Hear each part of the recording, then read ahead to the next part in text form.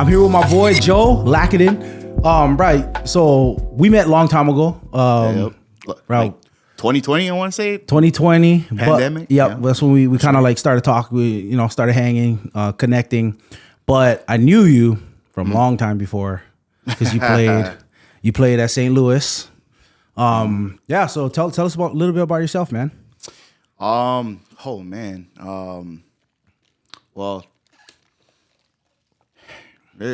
like for me, born and raised here in the beautiful island. What part? Oahu.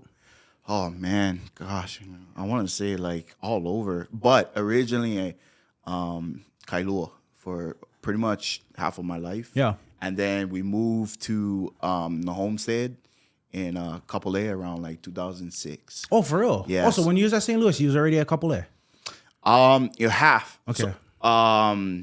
So my freshman and my sophomore year, I was still in Kailua. We were still in Kailua, and then I want to say till after the football season, then we moved to Kapolei. So around like like wrestling season time, Yeah. we were already kind of transitioning, going to Kapolei, and it's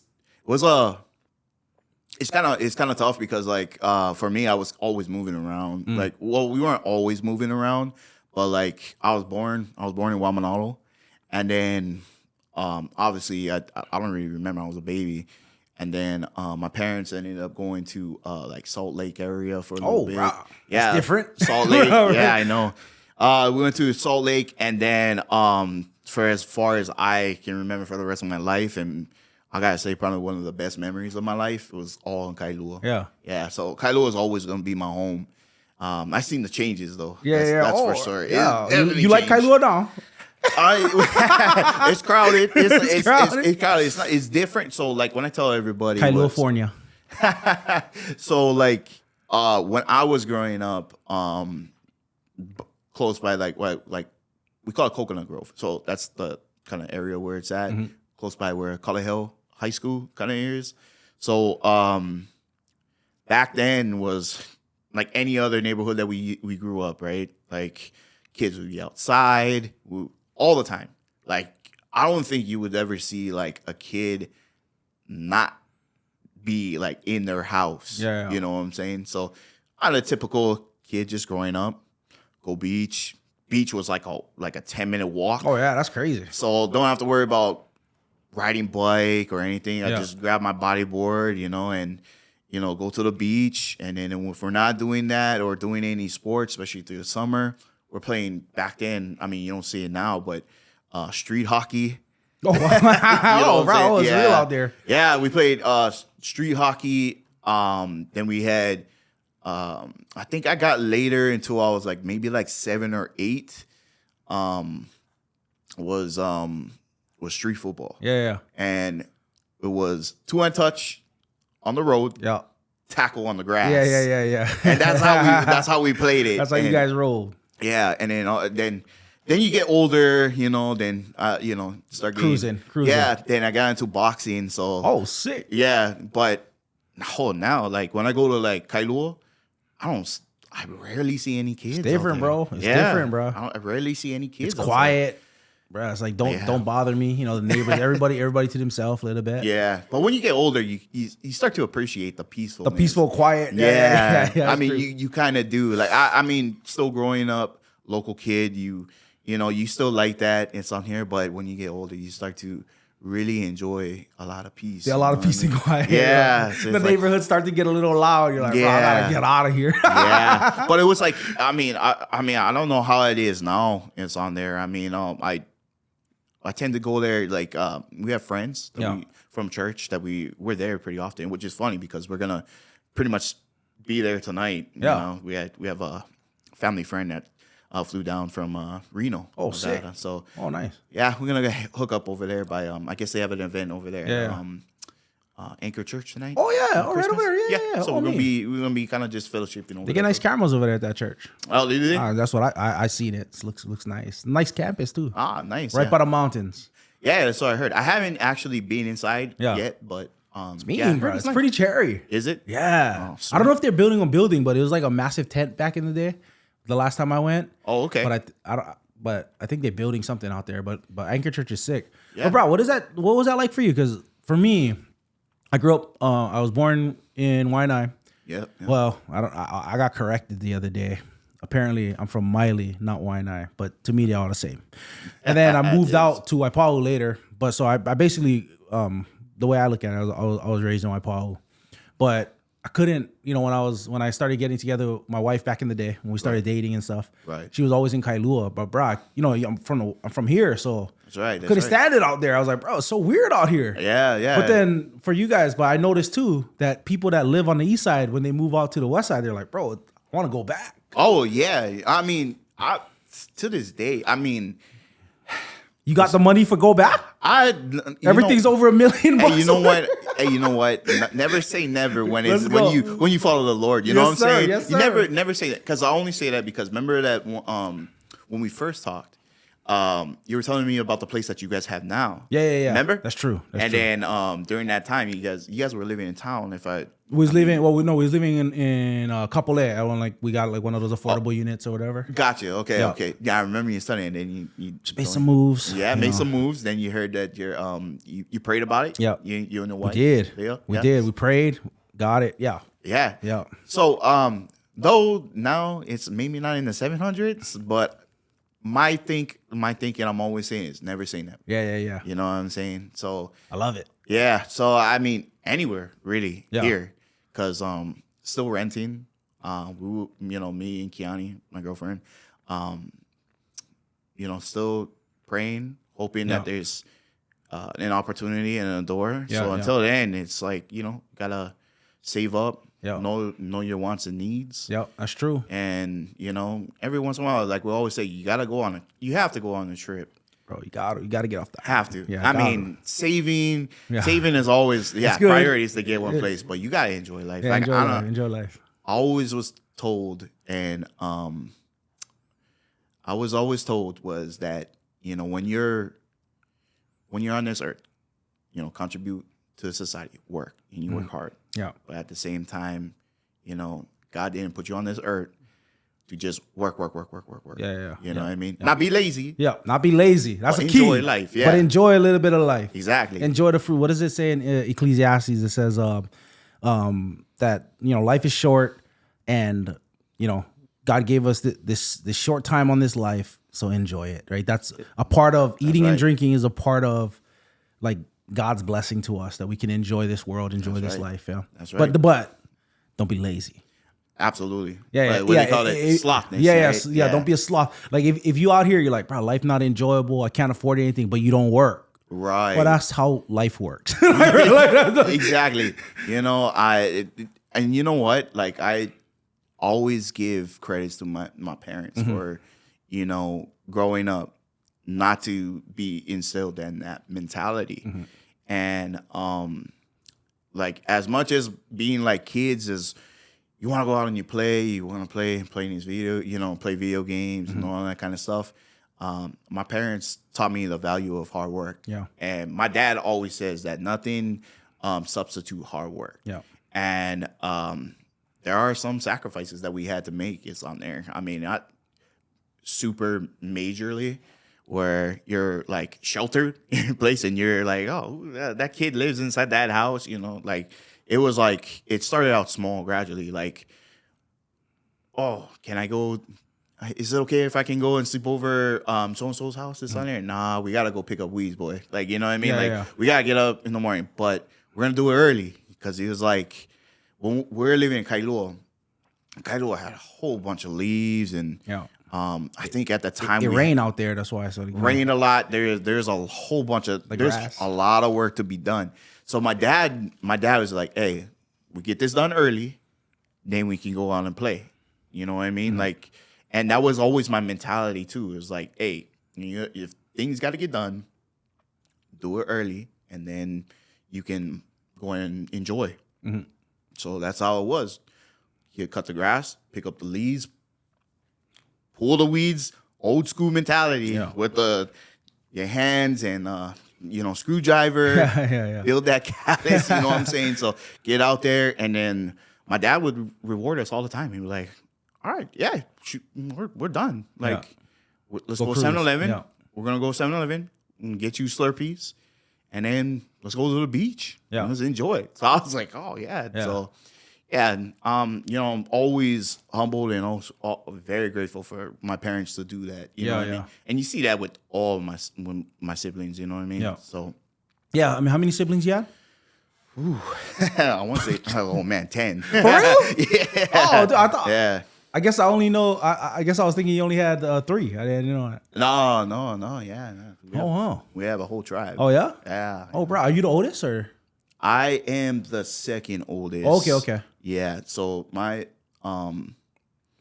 have an older half brother. Okay. Yeah. From my mom. Yeah. Yeah. So. Oh man. Yeah. And then he's not here. He's in Washington. Okay. Last time I heard. Yeah. Oh man, bro. So like, how'd you end up at St. Louis? You ended up going there. Yeah. So. I see you got the shirt too. That's Oh nice. yeah. Hey, shout out to Coach Tupu and the Crusaders. Oh, you got one for free. Huh? Oh, you bought that one. My mom actually. Oh, nice. got it. She's one of the team moms. Oh, for real? Yeah. Oh, wow. Yeah. So. Because you guys got deep roots at St. Louis, huh? Yeah, we do. It's such a tradition. I mean, I literally been on that field at 5 years old.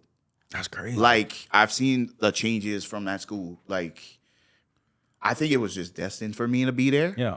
And so What's the connection though? What's the connection to that school? so my dad's an 86 grad Wow. from St. Louis. Yeah. All-state player as well, DN. And then he coached. So he was there with Cal Lee them. Oh yeah. So when they started the run. He was there. Coach Cal Lee was there. Like early I can't 80s, huh? confirm. Because he was at because Cal Lee was at Kaiser before. He was at Kaiser. They won, right? I- They won state, I think. I'm not sure. I'm Yeah. not sure. I don't know the history with the Kaiser winning it, but I do remember that when he did come over, my dad went there, and my grandpa was like, "Hey, do you want to go to St. Louis?" I remember my grandpa telling me the story. Yeah. And my grandpa's a Farrington grad, Oh, okay. so And your grandpa's still coaching, huh? he's still coaching to this day. Yeah, bro. Yeah. He got energy, that guy. So our family is very rich in football. Very rich in football. Like my family then from Waianae, my grandpa's brother Ernesto Lacaden was an all-state for Waianae. Really? Yeah. Oh, wow. Yeah. So he was there. My grandpa as well was, it was a pretty big deal there at Farrington. Yeah. Yeah, in the 70s. Wow. And then my dad was 86 grad, and he played there, and then they both ended up coaching at St. Louis from as long as I can remember. I don't have an exact date of the year that they started. Yeah. But I know my grandpa started out first. I think he was doing. Don't quote me. I know sorry, grandpa, if you see this, I can't remember what he started. I think he said JV. He started out JV, and then there wasn't a JV program. Then he went intermediate. Sorry, grandpa, if I got that wrong. Well, yeah, because the ILH, I think people realize for a while, for a minute there, we never had JV. You're we right. had intermediate ball, and then everybody that's a sophomore and above, you got to go play vars. Yeah, that's how we did it. Yeah. And then because I think it was our year, right after our year, like it was 2005, I think. Right. If I can remember that they started the JV program in the 3. So Kamehameha, Punahou, and St. Louis had a JV. Right. And I noticed because Iolani started dominating intermediate because all of our freshmen played intermediate, bro. Yeah. So we started crushing St. Louis intermediate, bro. But it was all their babies playing intermediate. You know what I'm saying? That was actually when Marcus Morola actually started over there. Oh, did he? Yeah, at the intermediate because he came from Kalani Falcons. Oh yeah. Well, so we was dominating intermediate, bro. Iolani, when everybody's same size, bro. Everybody's kind of similar size at intermediate, and then for varsity, you guys just keep growing, bro. I don't know. So when I was when they had that in effect, when we had that JV, yeah, but you weren't playing then because we was intermediate. By the time we were sophomores, we was already in varsity. Right. Okay. Yeah. So I remember because we beat you guys twice that year, intermediate. You remember that? I heard. Yeah. You were there. I was so focused on the JV stuff. So like, I remember. Okay, so Do you want the long story? Or you want a Not long, so story? we got time, bro. You got time? We got Okay. time. All right. Okay. So at that okay, well, I'm trying to think of the year. Around 2003, 2004, I was playing for Kailua Mustangs. Obviously, they was over there. And so we had I don't know if you remember Kaluna McCullough. Yeah. So he was playing for us at Kailua. They came because I think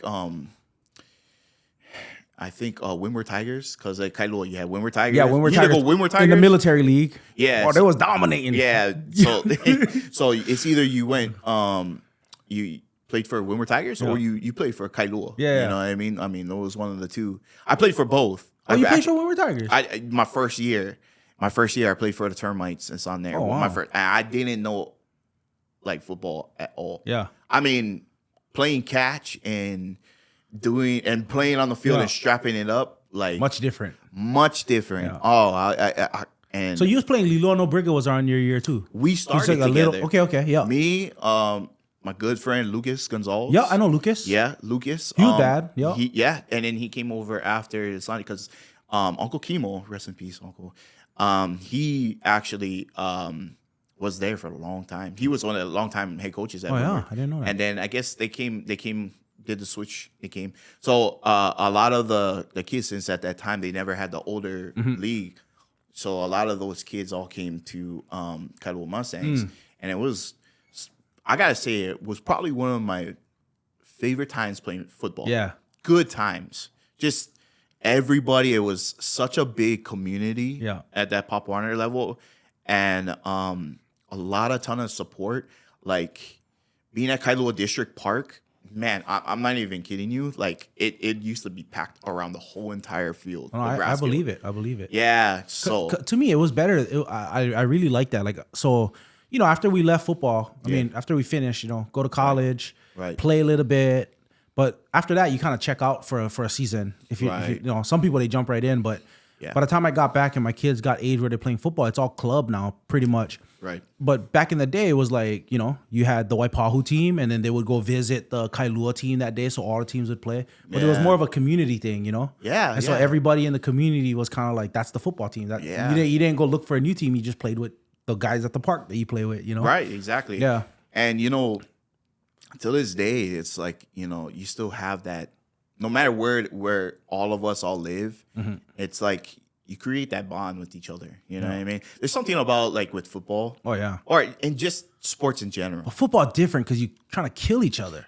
It's like, you're kind of like, like when they say blood, sweat, and tears kind of thing, like it's like that. You know what I mean? Yeah. And from kid times, like I don't know if it's just because the Polynesian inside of us from our ancestors, like you just grow up as warriors. Yeah. So you create that bond where you're like all together. You are just like, like you're gonna go toe to toe with my brothers. No matter who it is, and it follows you throughout not just only Pop Warner, but high school, college, and wherever it take you. Life.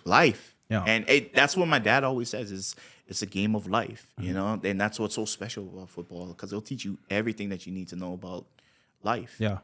And so going there from Kailua, I remember was talking. So Kaluna actually was at St. Louis for a little bit, and then I think they made a switch. They're going to like Puno.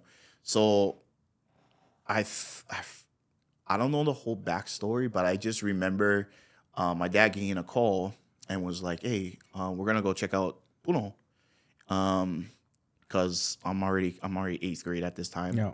And then I was like, "Okay, whatever." My dad kind of was just like, "Hey, like I trust my dad's word, you know what I mean?" And along with all of us, we trust my dad's word, or it's really best. So we kind of go, we walk through. Beautiful, bro. Beautiful campus. Bro, beautiful. Yeah. So I walked through the campus. At the time, you know what I noticed first when I did my visits? when I went check out the school supply or whatever. Yeah. You know, back in the day, public schools, we had the squares for toilet paper. Then I went to the bathroom to use bathroom. And the toilet paper was actual rolls. I said, oh my gosh. It's the luxuries out here at these Ivy League schools. I think when I was walking through the campus, I was like, I'm not used to such a big environment. Yeah. With so much kids, right? So you didn't like it? No, I didn't say I didn't like it. It was different because at that time I was going to Redemption Academy. Oh, okay. And it was a very small private school, Christian school. So that's where Pastor Ewan they had that was their church. Okay. So that's how I got linked with His Highest Praise. Okay. Yeah. So I was just so used to that small environment, right? I liked it. I mean, it was so close to my 5-minute walk from the house where we're at in Kailua. Yeah. Walk right over there, and then I just like I can concentrate more. Now you're going somewhere where it's totally out your comfort zone, right? Yeah. You're massive. It's basically like a college. Yeah. So we walked through over there, and then I guess they kind of do it. So we do the apply, take the test. I didn't get in, and then so my dad's like, okay, next move. I go and I check out. Actually, I didn't tell you this. Iolani. What? Oh. Yeah. I actually went to did a walkthrough with Iolani, did the interview. I guess, I don't know. I guess I was not meant to be a Raider. Oh. So I did that. And I was like, I also thought too when I was walking, I was like, wow, there's a huge pool. Yeah, huge Olympic-sized swimming pool. I was like, I remember going to the classroom. I was like, your guys' like classrooms, like ceiling was so high. I was like, whoa, that's crazy. It was sick. Yeah. So I remember walking to there. Didn't get into Iolani. St. Louis always was kept in touch with my dad. Yeah. So my dad's like. And he was coaching still at the time, or he wasn't coaching by then? No, he took a break. Okay. I think during this time when I was playing at Kailua Mustangs, my dad took a break because I don't know what was going through at this time with him and my mom them. But as far as like them, I think my dad kind of noticed because my dad was working, and then he would go straight to practice, and we wouldn't see him till like 9 o'clock. Yeah.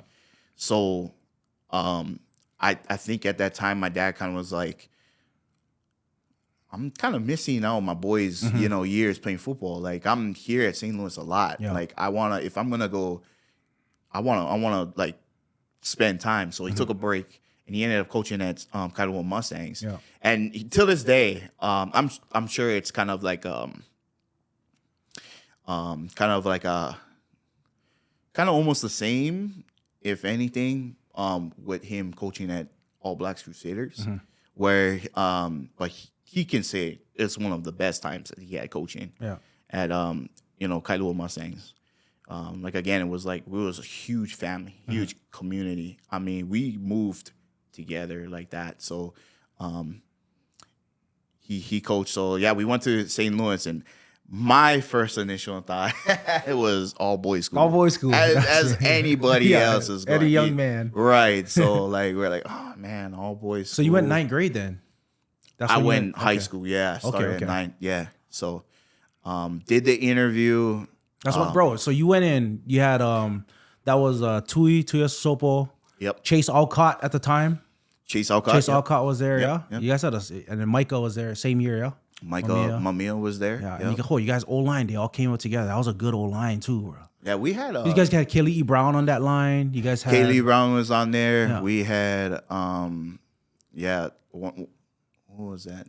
I'm trying to remember from 2006 because 2006 I started out JV because at that time they brought back the JV. The year after, right after, yeah.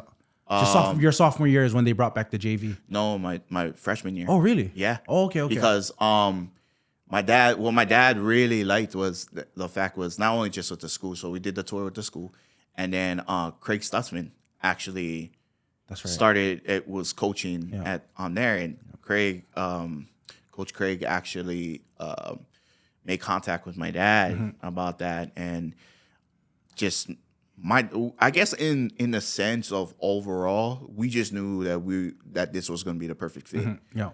So like after having my interview, crushed the interview, the test, crushed the test, and my dad was definitely excited. You know what I mean? Yeah. Just like any other father that would, wants to hear that news about their son. So right after he had the good news that I was gonna go to St. Louis, sat down with Coach Craig, and oh man, they had a ton of coaches that were good. Yeah. Coach Chris Brown was there. Yep. Coach Chris Brown, who's still at UH. Yeah. So he sat there and he just knew, because I just remember the first thing I know, I was like, oh, this is a coach. Like, this dude is huge. Yeah. And I mean, And rightfully so. He just got finished with Baltimore, yeah? He just got done playing with Baltimore. Baltimore Baltimore Ravens. And it was so, because like when we used to go and train on Sundays, we used to go to St. Louis and go train on Sundays on the football field. And just everything just kind of moved in that direction. Yeah. So it ended up becoming a perfect fit. And you started off playing Mike. You always played Mike, or? Because you were the Mike, yeah, your senior year. No. Well, yeah, my senior year I started as the Mike. You started as a Mike, yeah. I started out as the Will. Oh, okay. I was the weak side linebacker. Yeah. Oh, good. Cleanup duties, bro. Man, it was the best thing. You're free. No, it was the best, because I already played Mike backer already for So as I was playing, so let me take this back a little bit. So when we're Tigers, I didn't know what to play, because I wasn't really just trying to survive at that exactly. age. in a nutshell, exactly. I was a DB. I played it. I was like, okay, I guess I'll play DB. Didn't work out, and I just realized, I was like, man, I don't like it. I'm getting pancaked like a lot, So was it Kalama brothers at when we're Tigers at the time? They was a little older, yeah. There was a lot. Yeah, they were older. Yeah. Micah and Milo. Yeah. So I had who else is Lilo was there. Trying to remember who was on there. There was quite a lot of kids that came from like Kamema. Yeah. Was on there. Okay. Yeah, and then that switch over. I can't remember so much of who exactly was there, because I was only there for like 1 year. I know like Scotty Irvine was there. Yeah. So I grew up with Scotty then. Okay. And then Kella Marcial, he was in Kailua at the time, yeah? He was at Mustangs. Okay. Yeah. Because he went St. Louis first. Sorry He to did throw go off Kella's whole backstory. I know he was at St. Louis before he came to Ilani. Yeah, I haven't seen Kella in years. Yeah. But yeah, when I switched over to Kailua Mustangs, it was him. Oh, sick. But he was quarterback. Yeah. Well, we grew up with each other from, like, literally from, what do you call that? I'm trying to remember all the names, because Junior Pee-wees, Junior Pee-wees, all the way to midgets. Yeah, right? Yeah, because we Can never you say had midgets now? I don't I don't know. I don't know. Why did they call them midgets? They were the biggest players. Huh? I don't know. Yeah, why? Yeah, it never made sense to me. We had a lot, because we even had Cody Kamakama. Oh, that's right. Too. And he went. Alani went you guys. Oh, too, yeah. right? Cody that was tough, brother. Yeah. That was tough. Yeah. So I grew up Good playing. brother. Yeah. Oh, so there's so many kids from Kailua then around those times. A lot, man. Yeah, like a lot came. It's crazy because you guys were all growing up together then. Yeah, for the most part. Yeah. I mean, playing together. Yeah, so when it came to high school, it was just everybody like went. Yeah, they all went their separate ways, but I mean, it still doesn't change, our bond or whatnot. Yeah. You know what I mean? So like. So going back to the question though, how did you end up moving from DB to Mike? My dad. To Will. Okay. So we made the adjustments. So from when we're Tigers, went from DB, realized that was not my position. Was the hips wasn't fluid? No, not at all. What do you call that? Karaoke? I couldn't do that. I couldn't do that. And my dad will joke about that till this day. Like he would say, like, bro, your little brother is karaoke everywhere, bro. That guy. Yeah. Well, Tight is a special that kid is smooth, man. Bro. He's a special kid. But I remember I couldn't even do it. I looked like Gumby. Like, you know what I'm saying? My dad was like, oh no. But I could run like a horse though, like fast. Anything going north, south, I was good at. Right, you was definitely a north-south player, bro. So I could do that as a kid, but everything else on my hips. But it took some time, a little bit of training and whatnot, and getting to the right place that, takes time. Yeah. So tell me about like, it's at St. Louis, because I went to Ilani. It's a little bit different culture, different environment. Right. But at St. Louis, I mean, just one thing I know from a lot of people I know there that, they said, right, how much of a scrap is it just to get on the field over there? Is it really that, an intense environment like that? Because I mean, it's just different. Like at Ilani, it wasn't. I mean, there's really good athletes. Like, it gets amazing athletes every school. Yeah. But there's some cultures where it's like, man, it like we're all fighting to play. Right. So at that time when I first got in, the adjustments of that going to St. Louis to wanting to play. So like for me, I just went in there and I was just like, of course I wanted to play, but at the same time, I wanted to let them know that I want to be here. Like, you know what I mean? Because a lot of the kids that came from there at my time when I was there, they were from really rough neighborhoods, or they're from the homestead, or you know what I mean. So like the mentality is that we're not. I mean, we'll welcome you in, but this is a pack of wolves kind of style. Yeah. You know what I mean? Like, show us that you want to be a part of this. This brotherhood. Yeah. Or this is not for you. You know what I mean? There's bowling. You guys got a bowling team? We got a bowling team. That's actually pretty good too. Yeah. Not to put down on anybody. It's just a different mentality. It's just what I mean is that this is gonna be very physical. Yeah. You know what I'm saying? Like this is like a Wolves mentality. Like it's gonna get physical, and I knew that because like I said, I've been on that field since I was 5, so I know how it is. You know what I mean? And if it's gonna take a little bit of ripped t-shirts, 2 or 3 ripped t-shirts here and there, just to get on there, just to earn the respect of my brothers that's on there, I'm willing to do that. Yeah, that's how it was. And I want to say, because Coach Craig does not play around. Like I think the first day after when we had our first practice, my dad was just like, make sure that you stretching out, make sure you're stretching out and you're hydrating. And, I was like, okay, yeah, and if you remember back then, we called it the Oval. I don't know if you remember that stuff, but right when you enter St. Louis and Chaminade, that big grassy field. Yeah. Yeah. We're doing sprints automatically because obviously varsity has the priority for the field, right? Right. And never had intermediate, the field that they have right now. Yeah. The facility wasn't what it was. It wasn't what it looks like now. Yeah. So just trying to fit 3 programs on a very limited space was very tough. Yeah. So right off the back, running up and down those hills, doing cardio. And but I was already used to already training because my dad been training you since you was young. Since I was young. Yeah. In any sports, basketball, football, just anything that was just really physical. I was a very active kid. So this was like second nature to me. Yeah. And then I want to say we started to kind of put in the pieces together in rotation, non-contacts right now. But even though we weren't wearing pads, it was still really physical over there.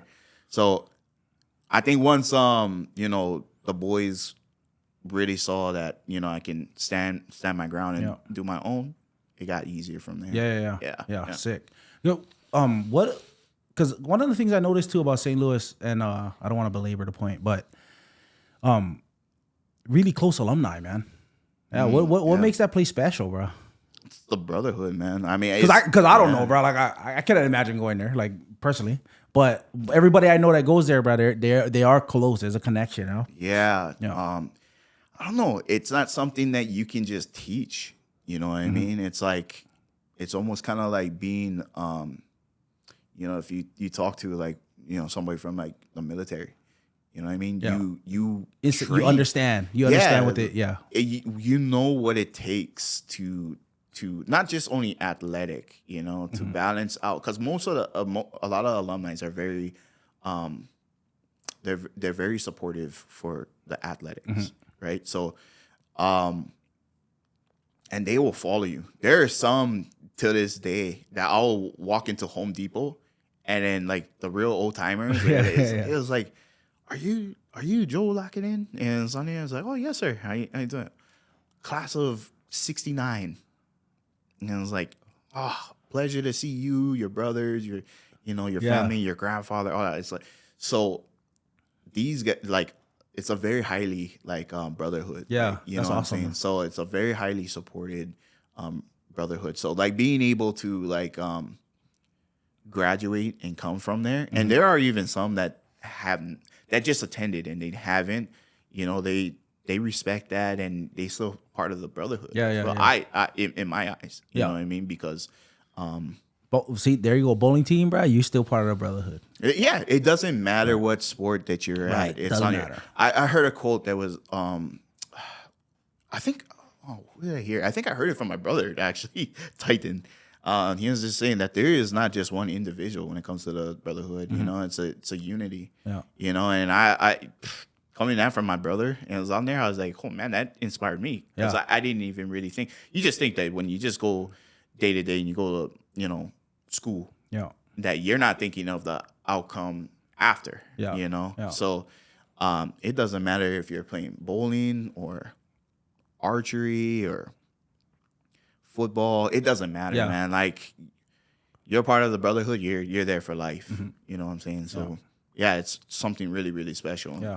Very proud. Yeah. Yeah. So what is what in that time kind of where are you at as far as your faith? Because by the time I met you 2020, you're a brother in Christ and walking with the Lord. And so you said that you were connected to His highest praise from a young age just because of school.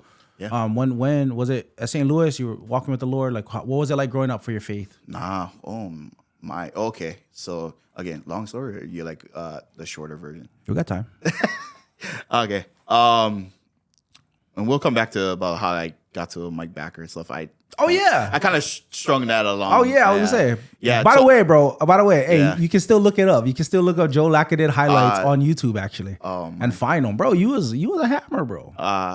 Thanks, brother. Yeah, bro. He was flying around. It was crazy. For me, and I think you know me, I don't really like talking much about it. I'll talk about it, bro. Bro, you was 5'9", 5'10", 5'10"? Yeah. Flying around, bro. Just throwing your body up. Bro. You played kind of reckless in a good way. You're the mic, I had fun, man. Bro. Like, that was the whole thing. Like, if you're not enjoying what you're doing, then it's gonna show. You know what I mean? Yeah. So I just love to be able to fly around and obviously at that time, defense. But it's there's a legacy that comes in with, wearing that uniform. You know what I'm saying? Yeah. And I just wanted to make sure that every time I left that field, that I would get that, because I'm proud. People think of St. Louis as like the quarterback high school, but you guys had some linebackers come through that place, bro. Oh yeah, for sure. Yeah, you guys had some studs come through that D place. line. Yeah, a lot of D-line. defensive players, bro. You guys had unreal players, bro. Which is crazy because I just ran into Solomon. Oh, for real? Yeah, Algamore. Yeah, where's it? Yeah. He's living out here, that's why. He's living out here. He's doing good too. He's I believe he's at Word of Life now. Oh, for real? Yeah, he's at Word of Life. Yeah, Solomon. He was bad. Scotty Smith. Bro, right after Scotty Smith had what is his name? Sparky. Sparky was out there. Yeah. You guys have some good players, bro. And then the Mike before you, what's his name? He's pretty good. Shoot. I don't know why it's slipping my mind. Steven Donahue? Yeah, Stephen Donahue. Yeah. And then right before him was Kapoihi. Yep. Omboyashi. And then right before him, what was his name? Jacob Barrett. And then right before him had a guy that went to the what is his name? New Mexico. You know what I'm saying? Holly guy. He was Dylan Moss? Dylan Moss. Yeah. Rest in peace. I ran. Rest in peace. But bro, Dylan Moss, bro. Yeah, man. Yeah, he was tough too. You guys had a lot of tough nosed linebackers, man. Yeah, I actually, oh man, that was, rest in peace, man. I actually linked up with him before the 2020 because he was at Mililani coaching. I didn't know he was at Mililani. Yeah. So Dylan Moss, man. Yeah. So he had some great. Yeah, he's just some tough people, man. Yeah, he was tough too, and he was jiu-jitsu. Yeah. I lost to him. in the Oh, tournament. Yeah. Me and Dylan Moss went at it. Wow. I came in second at the tournament. He came in Awesome. first. Wow. Yeah. There was only 2 people in our weight class. Yeah. Hey, it doesn't matter, man. It doesn't matter. I'll tell you what. I've been a former wrestler. Tough, man. Bro, yeah, it was tough. Even jiu-jitsu, tough. Yeah, it was tough. I don't care what anybody say. You can 30 seconds Bro. will feel like a lifetime. Oh yeah, feel like a lifetime. But to be fair, me and Dylan went the distance, bro. But I lost on points. I pulled guard and then there. Yeah, lost on point. But yeah, I came in second. Hey, nothing to hang your head. Yeah. That's good. Now, well, and then in the next match, because we actually did 2 matches, one in the open division, one in the heavyweight division. And then I'll be honest, the heavyweight one, I lost by points, but the second one, I got submitted from Dylan Moss. Ain't nothing wrong with that, man. He hurt my shoulder that day, bro. Still feel it. It's all good, My man. left shoulder hurts because of him. It's all right, bro. Hey, it's a tough guy, man. Yeah, tough guy. So you play. There's definitely a legacy of that, man. Yeah. So And a lot of young guys that came after you too that were solid, man. Oh yeah, I mean, I wasn't able to follow everybody that was there because I coached for a little bit. I want to say 7 years. Yeah, you coached for 7 years. Yeah. Oh, 7 years. I helped out with 2010. Like was in 2010. Did the JV with my dad. Oh, my dad did the JV for 2 years. He was the head coach. Yeah. Won both of those championships. And then tell me about that then, because after St. Louis, you went to college. What was that like? College was different. Yeah, it was definitely different because I didn't end up going anything really big. I went to Western Montana. Yeah. For like a year or something, and then I ended up getting injured. And then after a while, after a certain moment, you kind of start to figure where you're, where direction you're heading. Yeah. And I wasn't at a D1 or D2 school. Mm-hmm. I didn't want to take out any more money from my dad then. Yeah. So there's a point in time where I had to make a tough decision to say, do I continue to do this? Yeah. I love the sport, but I'm not in love with the sport. Yeah. And I chose to kind of, I think it's time. I at that time I never was in my faith as I was, which I'll go back to that again. But I just figured I was like, I think it's time for me to kind of hang up the cleats. Yeah. And that was a tough thing, I think it's an unspoken thing that a lot of people don't realize, and not just football players, but athletes as well, where they kind of have a hard time letting that go. Yeah. Mm-hmm. Like they kind of go through this phase because, football was their identity. Yeah, At one point, I thought that was my identity. Yeah. And when I didn't have Christ in my life at that time, well, I didn't want to say didn't have him. I think I strayed away for quite some time, where I kind of was just like, I don't know who I am. Like, who is Joe? Mm-hmm. You know what I mean? And that was really, really tough to kind of grasp, because now football is definitely done. Yeah. Now who am I? What am I gonna do? You know? And that's kind of where my journey again with Christ really folds. It's on there. But college was cool at that time. It was different. I was in Dillon, Montana. I think half of those people that's watching this will probably never have heard of Dillon, Montana, except for if you probably watch Yellowstone. Yeah. But other than that, where is that? You know what I mean? It's in the south border of Montana, 30 minutes away from Rexburg, Idaho, and there's nothing but cows, buffalo, snow. So it just was there's something about me, like, there's like, I think the Lord kind of just puts me in uncomfortable places for me to grow. And but you know what? You got to look at the blessing at the same time, right? Because you look at that and you're like, if I don't get out of Hawaii, how am I going to grow as a character? Mm-hmm. And that was my mentality at the time, because initially I really wanted to play for UH. Yeah. And I was on that road. Yeah. It just didn't happen. Yeah. So I was thinking, I was like, well, I don't want to be here. I don't want to be stuck on in Hawaii. Why don't I just take this opportunity that Western Montana has given me, go play over there, and we'll just go from there. And it was a total culture shock. Yeah.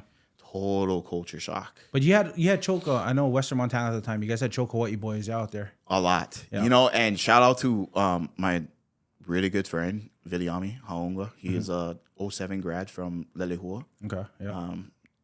Even though that they beat us in my junior year. Because I was always when I got out there was a lot of Lelehua boys. And he kind of was a big advocate for that. And not just only for Lelehua boys, but all us Polynesian boys, and even to this day, and so you got to give credit when credit's due to Viliami. You know what I mean? We're still friends to this day. So, nice. But he really was a good advocate for me to, not for me to be homesick as much. Yeah. Like you're always gonna miss home, no matter what you do, right? Yeah. But there's some guys who just coop up in their dorms, house, and just never come out. Yeah, and it's a terrible place to be at. I know, bro. So, bro, I've seen people get just sad, bro, up there in the mainland, especially like Hawaii boys too, just missing home, bro. I'm like, dude, you gotta go do something, bro. Because if I stay still, bro, I'm gonna just not want to be here too. Bro. You're right. Then your mind will play games, or whatever the enemy is gonna keep telling you, you can't do this, you can't do that. Yeah. So, I thank God for guys like that, who actually took care of us, and in good turn, and like really good stuff too. Not like leading you into a wrong direction to go, drink here or go smoke here or whatever. Like he was legit, like, hey, looking out. Yeah, like a really good big brother. Yeah. So shout out to him, and then. But bro, what you said earlier is true too. And I mean, at our church too, we got a lot of like former athletes or whatever. Played bigger than I ever have. But it doesn't matter like how big of a level you played at, right? The thing that makes stopping playing hard is that idea that is your identity. Like it's as kids, like I'm looking at my kids now. Like when you're a kid, you got these big dreams, you got these big goals, right? And you can't reach them without putting in some work. And so even at a young age, like you're putting in work. Okay, you're gonna train, you're gonna run, and that becomes like it's your dream, it's what you want. And then when that's taken away before you want it to be taken away, and with sports, no matter how far you go, very usually nobody gets to go out on their own terms.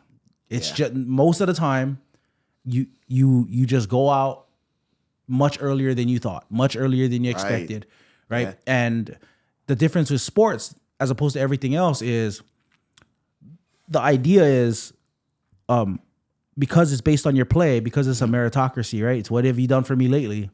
When the sport is taken away from you, it is a statement that you're not good enough to get to the level that you wanted to get to. Yeah. And that's a hard thing to deal with. You know what I'm saying? Yeah. It's very hard. And then you're disappointed because that was your goal. You know what I mean? Like my goal wasn't like, let me go to college and have a good like, bro, I wanted to play, man. Like I'm sorry to say, I went to Iolani, but my goal was I want to play football. And then you realize like, bro, it's not gonna work out. But for me, I had a good dad, just like you too, where my dad was like, push hard, go hard. And then at the same time, like for me, like God used those moments where football was kind of being taken, like where I was seeing the writing on the wall, like, but it was at that time where, man, my faith became way more important to me. Right. Because I was like, Brad, it's all I got, like my faith. Right. Because people stop talking. Like it's like when you get injured in a sport, bro. Nobody talks to you. The coach ain't calling you. He ain't texting you. He ain't checking it. We got this game to focus on, and you're just injured. And that kind of goes a lot with the talk of like the brotherhood and stuff like that. Like same thing. Like your coaches is not. Maybe they do, maybe they don't. But only speaking from my perspective, they're not gonna go and call you every day. Hey, how you doing? How you doing? Is your mental right? Are you good? Yeah. We need you. Yeah, stay locked in. They give the pep talks, and stuff like that. But they're not calling you, checking how you're doing. That's the thing that's so good about football, like from your brothers, or even to this day, there are some women out there who's playing as well. But at the same time, like when you're at that time when we're playing, like your brothers be checking up, like, hey, you doing? How you doing? Yeah, like that's what makes it so unique and so special. Yeah, so like, Bro, Yeah. so for you, let me ask, like, what has it been like watching your younger brother come up? Because I feel like, I look back at playing and I'm like, oh man, I wish I knew some of the things I know now about, like the timeline, where I gotta be, how much work you gotta put in. I wish I knew that now, because time goes by fast. But to be able to see my kids is awesome. But for you, you get to see your younger brother Yeah. play at St. Louis, like coming up from his own at a young age. Yeah. He did get a lot of recognition at a young age. Right. But what's been interesting is head down, seems really grounded, Yeah. very mature, and also put the team on his back. And also like play through injury, come back, and get to the top. Yeah. You know what I mean? I mean, from the get go, when and not just only with Titan, but all my brothers. Yeah. You know what I mean? Because even my cousin too played for Campbell, Solomon. Leano. And he is. Oh, that's your cousin. Yeah. Oh, okay. That's my actual like blood cousin. Oh, wow. Okay. Grew yeah, up. yeah. He came out in the house and stuff like that. But yeah, he I like the way you said that. You clarified blood cousin, because somebody out here, so everybody be cousins out here. I'm like, how's everybody related to me? Like, yeah. My dad and his mom are brother sister. Okay. So yeah, we grew up in the same household. Yeah. When he came and he was going to Campbell. Okay. So from the get go, I from all my brothers, they all grew up like how I grew up, like being on the field. My dad sacrificed a lot of time and what he had to, be surrounded about hard work. You know what I mean? Even with my grandpa there too. Me and my grandpa are very close as well too. And just having that mentality, you want to be surrounded, right? Because you want to be kind of grounded on this is what it takes to get to the goal that you want to get to. Yeah. So when I was in high school, Titan was a baby. I think his first state championship, that was when we lost to Kawuku, state championship. He was in the stands. And then the next year, let it go. He was in the stands, even though he was a baby, along with my other brothers.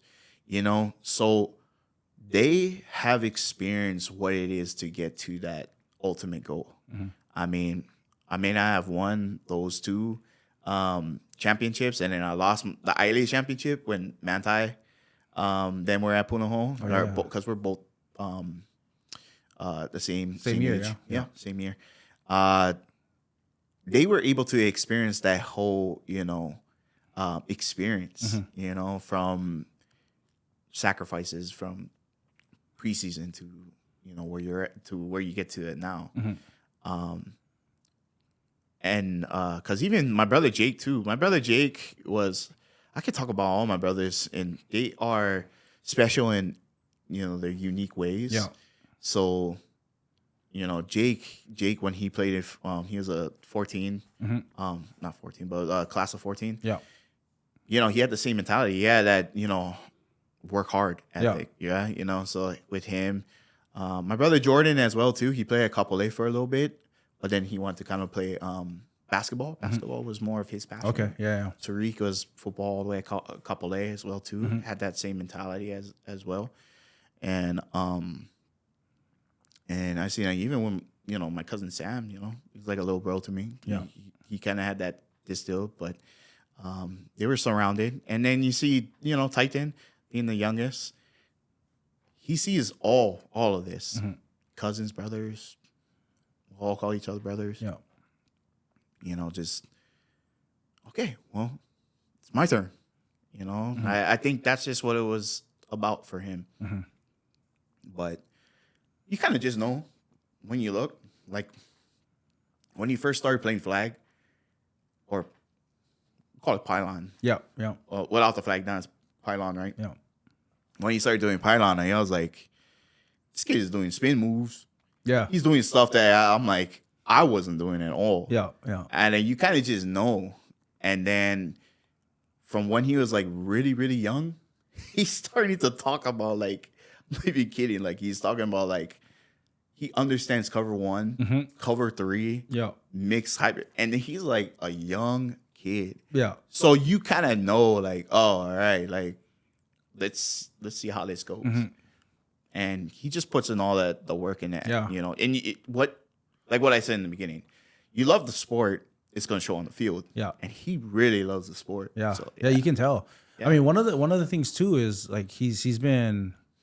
I mean, I love to see it. I'm a pastor. I'm biased, but I love to see him just, giving glory to God and taking the opportunities. But even the other thing that I trip out at, and he's really well spoken, man. Yeah, bro. Like he can command. He's at a young age. Like most high school, they ain't speaking that level of confidence, that level of clarity. Yeah, like bro, he's mature. Definitely. Kid, definitely. He's I mean, he's definitely the better speaker of all of us. That's pretty for sure. Are you pretty good though? It took time. Thank you, Western Montana, for that. That was for sure. Because when I was at St. Louis, I was Western Montana. They couldn't understand what you were saying. No. What did you say here? No, okay. What's up, bro? So when it came down to public speaking, if you knew me when I was in high school, I ran to Zach too. Zach would tell you too. I wasn't a very talkative guy. For real, you was quiet. I was very quiet. Really? Very quiet. And it wasn't until I went to college where you are not speaking to 20 students. You're talking to like 80. Yeah. Like, I'm sure at the universities at UH and other big universities, whatnot. I'm not sure how big, but I'm pretty sure it's bigger. Yeah. But you're forced out of that comfort zone. Because if not, then you'll fail. And I'm like, I can't fail. You know what I mean? So you have to kind of find it in a way to really get comfortable. Yeah. On being uncomfortable. Yeah. You know what I'm saying? So I didn't get a whole lot of interviews like my brothers them did. I think back then we never had videos. We had the newspaper. Yeah, the newspaper, bro. You wait, I wonder what they wrote. You gotta go wake up in the morning. And right. Right. So you're check not, your stats. Yeah, you gotta check. Oh, exactly. So you're not like they didn't have Huddle, bro. They got Huddle now. Huddle. Yeah. Yeah. I think Huddle started when I first started coaching at St. Louis. Crazy. Yeah. So you never got to sit back. I'm gonna be honest. I'm not a very good test taker, or I'm not a very good interviewer. Like how. That took time and development. Yeah. And I think a lot of that had to do with college, but preaching the word as well too. Yeah. Because I got to be confident in what God is saying and what you believe, and then present that to somebody else. So tell me about that. How did you go from playing football and all of these things and feeling like, man, you weren't really walking with the Lord as much as you should. Right. So you obviously had a faith background. When did you go from, taking your faith seriously again? How did that happen? So I never grew up in a faith-based, when I say that, faith, we weren't actively in the church. Yeah. Right. My family and stuff. But there was the importance of believing God or God. I know. You knew. I've heard of Jesus, but I never knew who he was. Okay. Yeah. And it wasn't until it was my, I think I was 7 or 8 years old. I had a neighborhood friend that I grew up with, Nick. Shout out to my friend Nick Poliche, if he ever watches this. I haven't seen him in years. But yeah, so I grew up with him in Kailua. Yeah. And I used to spend a lot of time at their house. Like I was almost like pretty much their third kid at that house. Like I was at there a lot. So I remember me and my friend Nick. So the agreement was if I stayed a weekend over there, the mom, Mrs. Poliche, she would say, "Oh, hey, tell your mom that you're gonna come to church with us, and we'll drop you off after church." I was like, okay. I mean, I didn't really know what that meant. This is at Kailua Christian Church off of Monono Street, which is like the next street over where I was living at, Olomana. And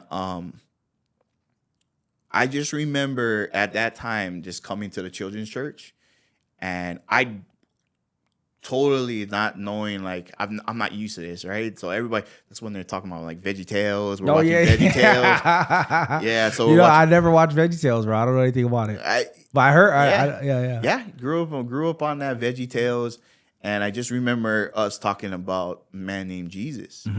And I didn't know who that. I mean, I've heard of his name, but I didn't know who that was. And I remember they had a picture of him inside the classrooms, and had his picture. And I'm like, oh, that's the idea of what it was. That I was European guy is Jesus with the long hair. I remember looking at it, and I was like, my grandma, because my grandma, we had in Kailua, we had a bigger house in the front, and then my grandma was living in the back part. Yeah, it was like a family compound a little bit, and then I spent a lot of time with my grandma, so I went to my grandma because she wanted to play Scrabble, and then I just remember times when I'm waiting for her to make her move.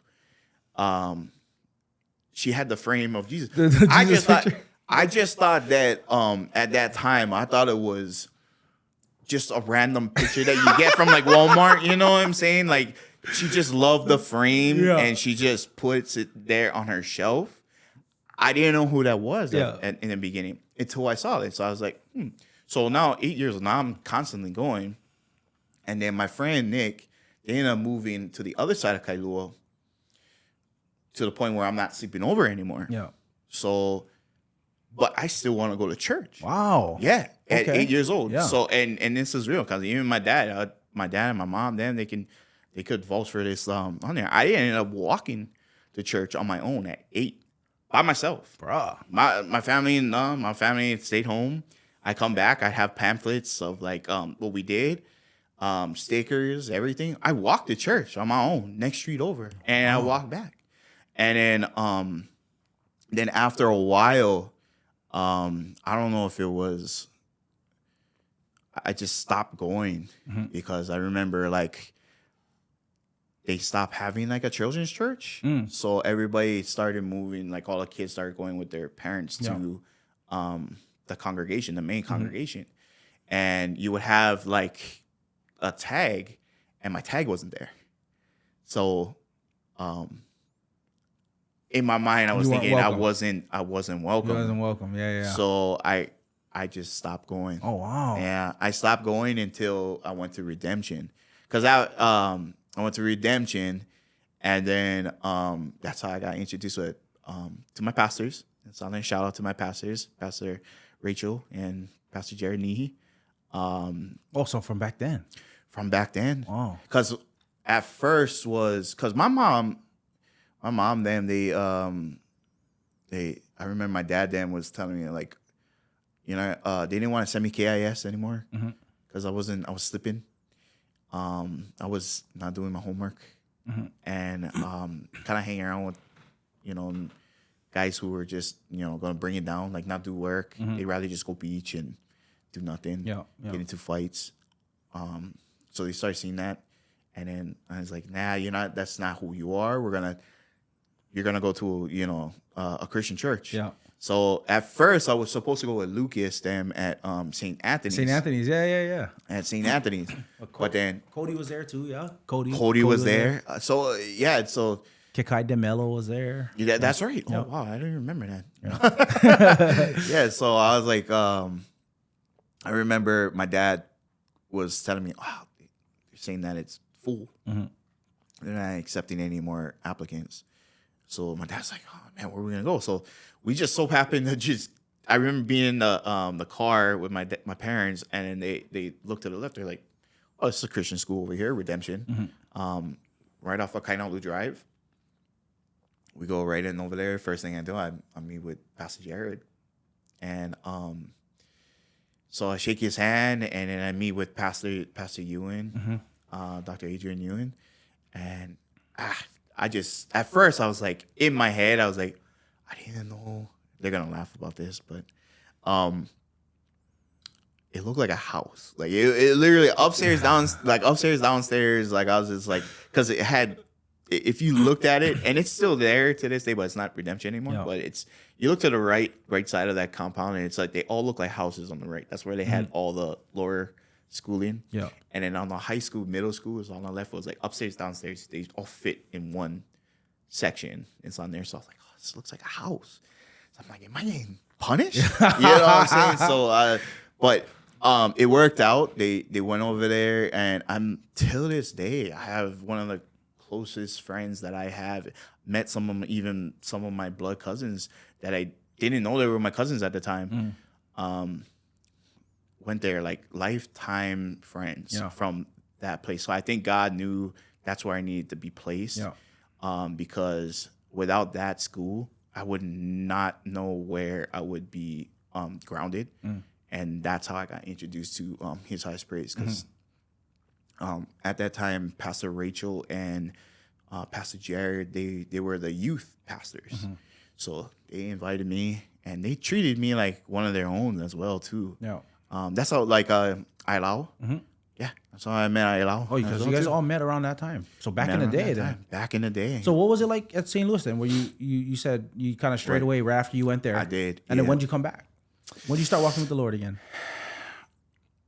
To be honest, I started really following the Lord at 23. So even at my time from high school to 23 years old. Yeah, after college then. Pretty much. Yeah. I was not invested all in. I still felt like a very immature mind that I wanted to kind of just do what was right in my eyes, in a way. If that sounds terrible saying it outside, but at that time it was real. Cause I was like, right at that time, like football was my identity. I was never taught the foundations of Christ, like the foundations of Christ. Like I've heard of him, do good, and plus like I never really I was baptized Catholic, but I just couldn't do the Catholic rituals. I didn't feel it. If that makes I just want to be transparent. I didn't feel it. I just felt like if you become a good person, that's all it takes. Right. Yeah. And so there was no good news in that, right? Because I mean, we look at our life and we go, I can't be good enough to be forgiven. Like I need something else. I need forgiveness. I need grace. Yeah, there was a lot of questions that weren't answered to me, and even in high school. So I guess after a while, you don't want to feel like you're that rebellious kid. You know what I mean? To the point where I just ended up just hushing up and just live life. Like just live life, whatever it was. As long as I'm a good person, then that's all I really need, right? Yeah. So, but it's much more than that. And I didn't figure that out until I actually started like the real world. After, like we were talking about with your identity after football was done. Yeah. Like, who am I? Like, I can go out. I can go to parties. I can date this girl. But I just wasn't fulfilled. And I couldn't answer that why. And, I think it just came down to like a really bad relationship that I had with, and, we kept it civil. Like, you just like, you just broken up. And after a while, you just kind of like, now what do I do? You know what I mean? Like, it sounds immature because it is immature. But after a while, it's just kind of like, man, like everything is like, I'm not getting I'm not getting the job that I like. I'm barely surviving with $100 in my pocket. You know what I'm saying? My girlfriend broke up with me. Like, what else can go wrong? Yeah. You know what I mean? It sounds very immature and very like Western mentality. Very sad. Western mentality. Like, there's other kids out there that's going to watch where we're right. But at the time, but everybody's suffering feels like suffering, no matter what you're going through. Right. Yeah. Like there's some people they might look at you like, oh, bro, you get a good job, you can save money, you get your life must be easy. Yeah. And you go, well, with what I got comes its own problem. Everybody has problems, and everybody's problems just feels like problems. Yeah, exactly. You know what I'm saying? Like, I was trying everything that I can to kind of like, because I don't want to rely so much on my parents. I mean, my parents will be there for me. I don't want to be that in my from everything that we were talking about. Like, I was like, okay, I gotta work hard. Yeah. Like everybody needs help for sure, but at the same time, like I gotta figure this out on my own at one point.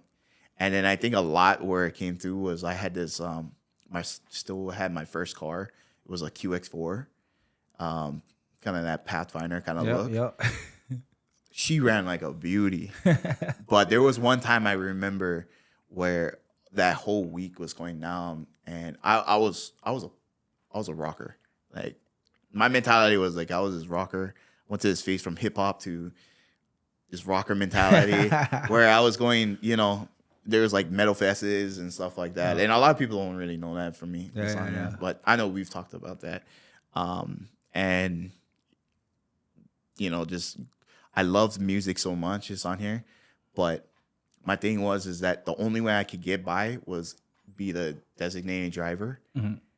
And because all my friends would just pay for my gas, and I was struggling for money to put in like gas money. Yeah. Wow. So like I'd be like, they'd be like, "Oh, let's go to Mai Tais." Then yeah, okay, yeah. I could be in a I'll DD, drive it, but you guys gotta fill in my tank. Yeah. Because they just want to go, right? They just want to go hang, yeah. Right. So I've been like, okay, I'm making another week. I make it. It's like Uber. Hey, everybody that went to Mai Tais during those years, Yeah. bro, thank you for getting our boy through. Yeah, it was like I was Uber before Uber was called. Oh, bro. And so I was like, oh yeah, they're gonna feed me Jack in the Box. I'm like, okay, I can make this like a deal. Yeah. So, but in the end, after a while, I think that only lasted like 2 years for me. And then my radiator broke, busted, boom, on the rest. I was like, no more Mai Tai. No, yeah. And then I was like, oh my goodness, like, how am I gonna pay this? But thank God the people that were putting into my life is on there that were able to like fix that. Mm-hmm. I mean, of course, I had to work a lot of overtime. Yeah. To save up to pay them back, because as far as fixing them like that car and whatnot. But I think it just got to a point where in my life where I no longer like it with like my car and stuff like that, and I had to kind of start prioritizing a lot of things. Mm-hmm. Okay, I need gas to get to work. Work is the priority. Yeah. I think I can eat chips for dinner tonight. Like it got to that point. Yeah. Wow.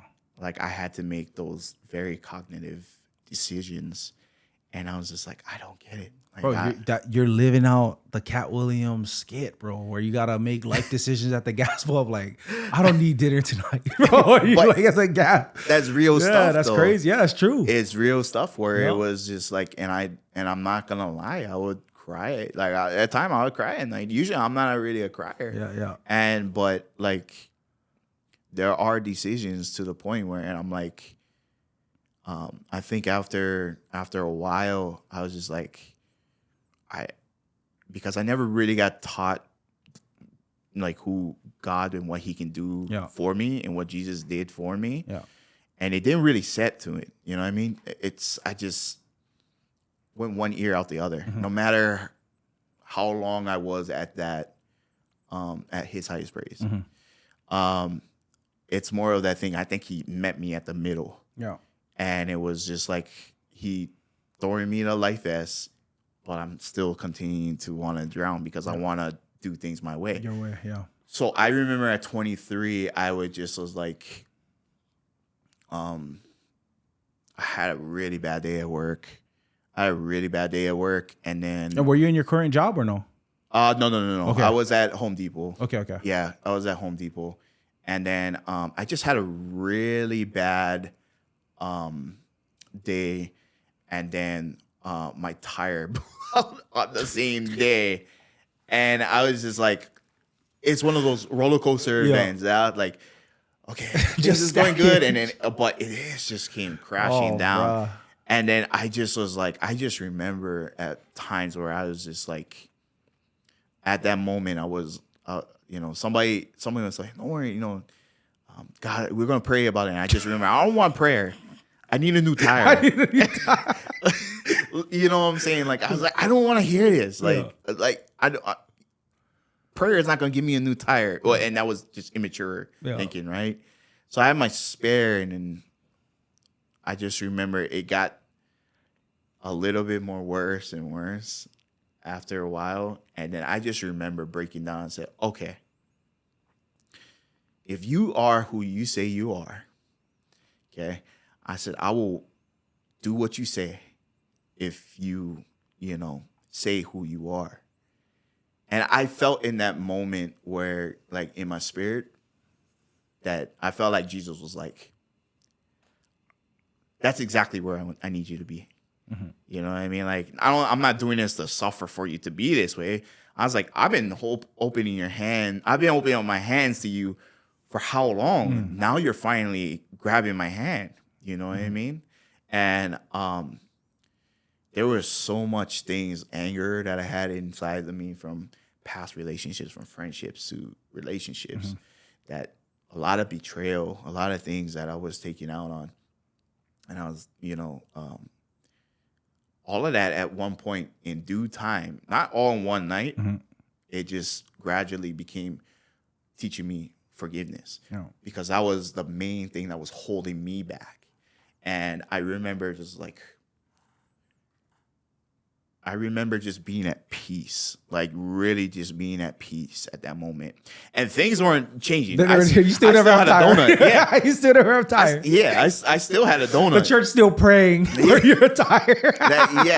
Well, at that time, I wasn't going back to church. Okay. I was fixing myself, and I had a lot of shattered spirits like within me. And I just remember I was like, you know what? I was like, I may have a donut on top of on my vehicle, but you're still good. You know what I'm saying? Yeah. And so it like flipped. So you flipped your mindset. My mindset flipped. Yeah. And as soon as I started doing that, boom, I saved up for a new tire. Like, remember getting like ready to get a new tire, and then they'd be like, "Oh, hey, got a deal. Buy one, get one free." Dang. I'm like, and it's like, you want to change because your front is starting to get bald. Yeah. Yeah. You know what I'm saying? So I just remember that taking me back, and I was like, it might be little to some people, but when you don't have anything, it means a lot. Yeah. So you start to hold on, and it becomes a reality in you when you start flipping your script on your mentality. Mm-hmm. Things may not go well, but I know God is so good that He's gonna take care of me in due process. Yeah. So once I started to do that, I ended up getting my job. Then I ended up making a little bit more money. And I remember I was just like, okay, God, I'm forgiving all these people that hurt me in the past. I had these conversations. I'm waiting to let it go. It doesn't mean that they're still in my life. But yeah. At the same time, like I know for a fact that you're taking care of me. Yeah. And you always have, and you always will. So what can you elevate me more? And I kept that, and I wouldn't even go to, after years went by, I slowly stopped not going to places like to the club or to these bars. Like, little bit of part of me I was throwing it away. Yeah. And then this comes all the way to 2020. It's when we met. Yeah, that's when we met. Right. Yeah. I don't even know how we met, actually. Zach. Yeah. You remember it? I don't know. You remember? You came through the church. I did. So, yeah. So, 2020. Because I knew of you just from playing. I know the name. I knew you were at St. Louis. Yeah. So what connected with us in our relationship was something along the line. This is when I was healing. I was not going to anything. Like I stopped. I wasn't very much like of a drinker, but like I completely just went. Like I didn't drink at all. Yeah. Not even like communion wine kind of things. Oh no.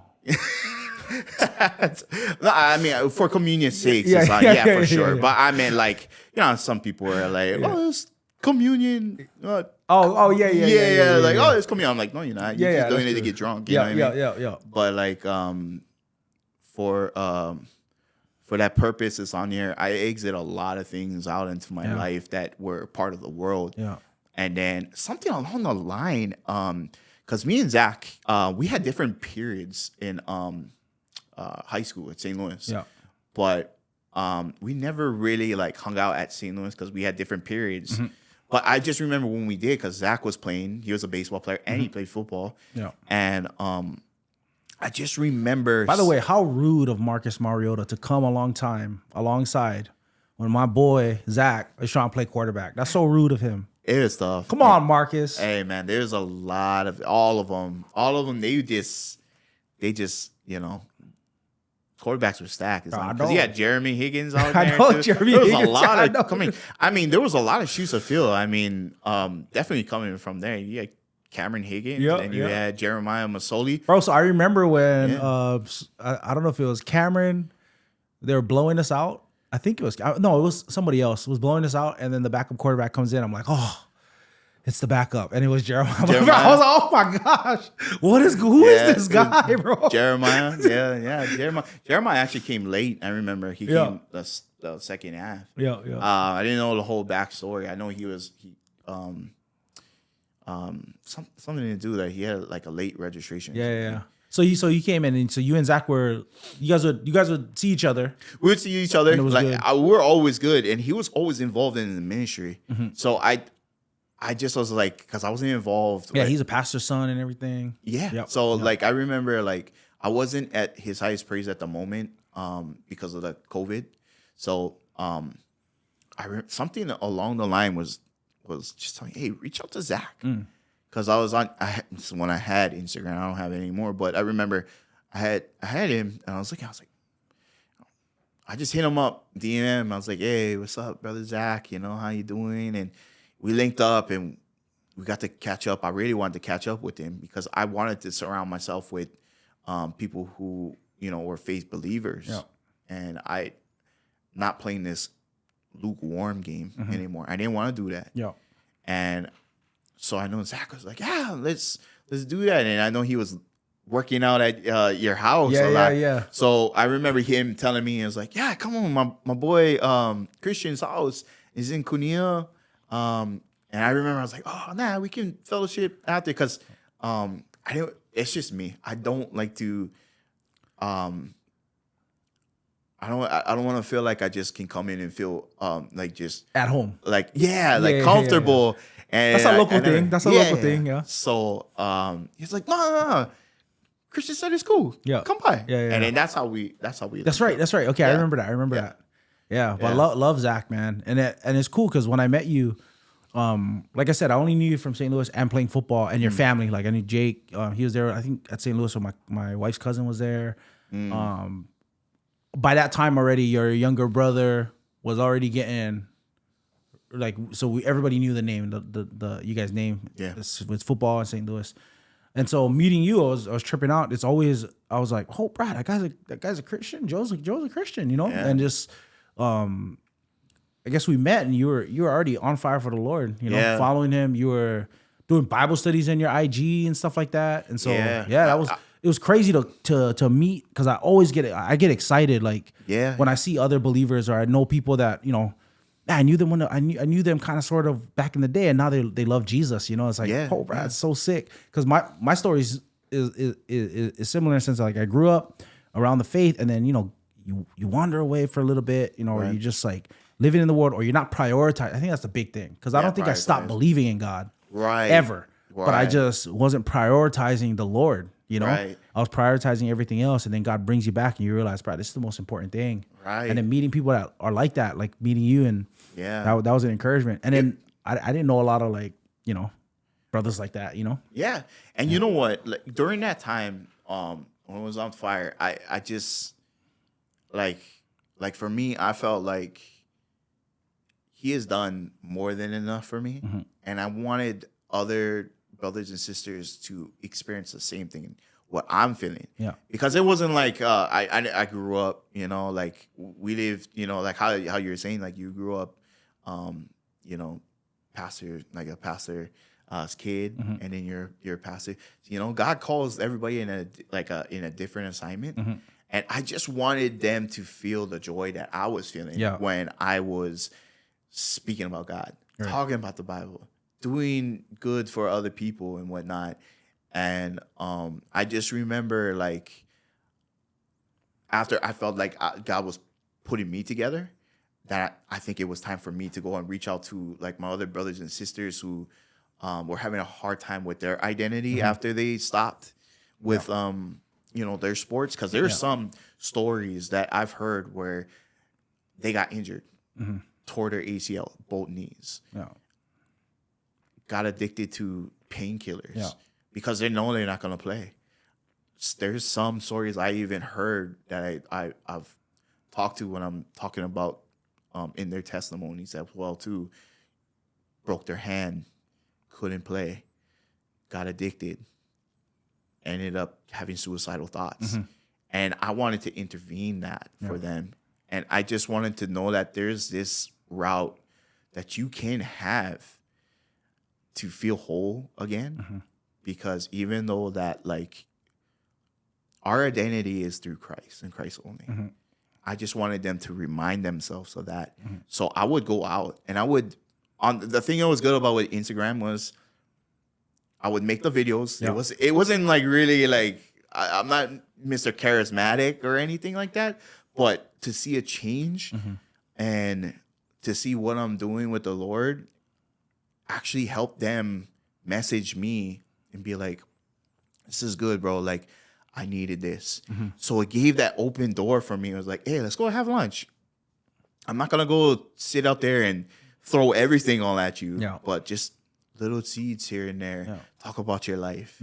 And when you get there, oh, I enjoyed our time. Let's do it again.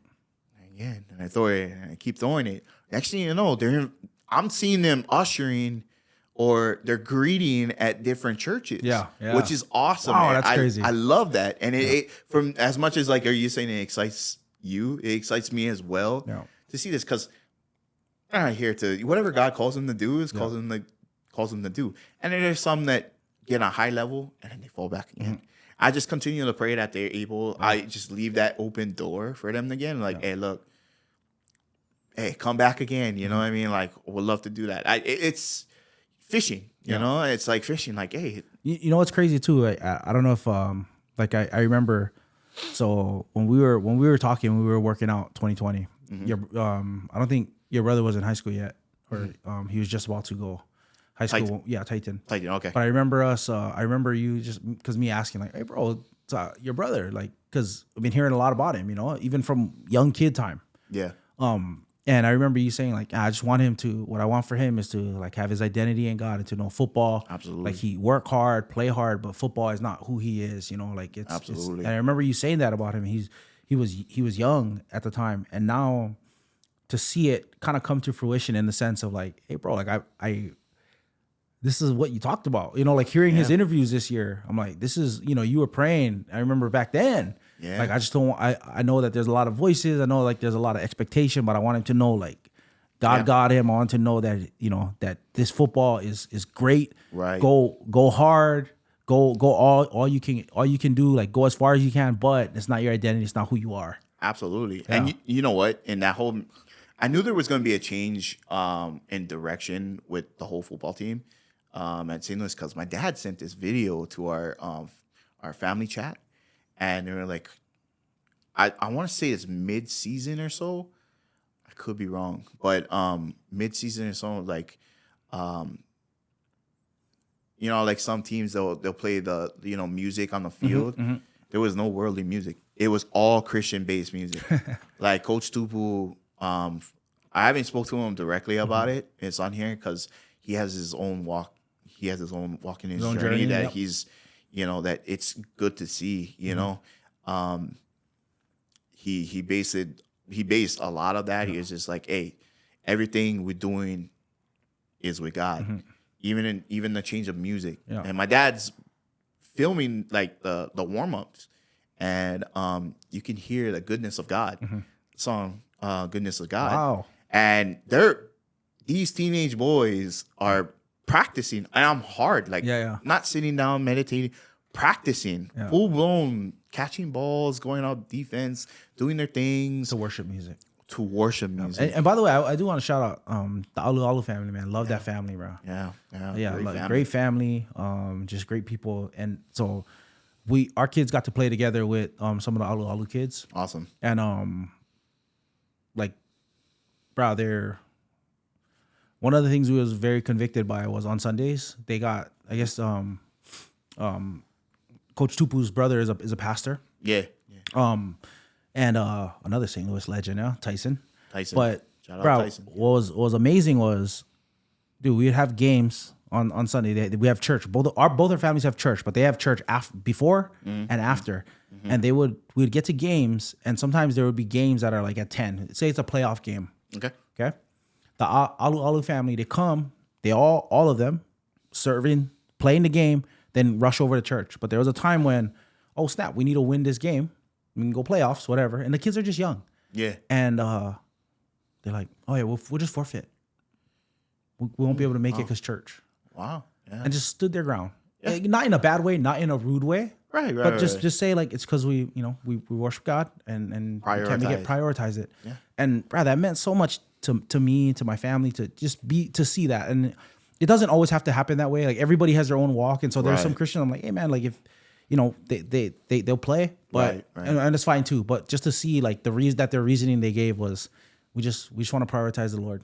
Yeah. And like love that. I love to hear that that's what's happening in St. Louis too. It's really cool. It's not something that we're used to. Yeah. Well, like when I say, because at least when we were playing, we never had worship music that was playing. Oh no, no. I couldn't tell you guys it was a Catholic school. Right? It literally was like the movie. You remember Friday Night Lights? Yes, I do. So imagine that whole That's practice. what it That's almost exactly like. Who was Booby Miles, bro? Who was your Booby Miles at St. Louis? I'm just kidding. Don't say. Booby Miles? Who was your Booby Miles? You know the running back. Who's your Booby Miles? I grew up with with two great athletes, and I'm gonna shout them out. It's on it. Austin Waikini Kono. Yep. Was another one. He was an all-state player. Yeah, he was bad. And Nishigaya. Yeah. Kiani. Yeah. They both. Yeah. Wow. Is he related to the other Nishigayas? Kowali. Yeah. That's the younger brother. Oh, what? Yeah. I didn't know that. Yeah, they actually all wrestling family. For real? Yeah. So, yeah, I remember seeing Kowali when he was, because he has another, they had the brother. The other one went to Iolani. Yeah. And then Kowali came to St. Louis. Yeah. So, yeah. Yeah, I remember seeing him when he was young. Yeah, it's crazy. Yeah, Kiani. So I would say both of them, they were kind of like that. The Booby 1-2. Miles. Yeah, 1-2 punch. But Austin had like really good carries. You know what I mean? Yeah. And Kiani had that.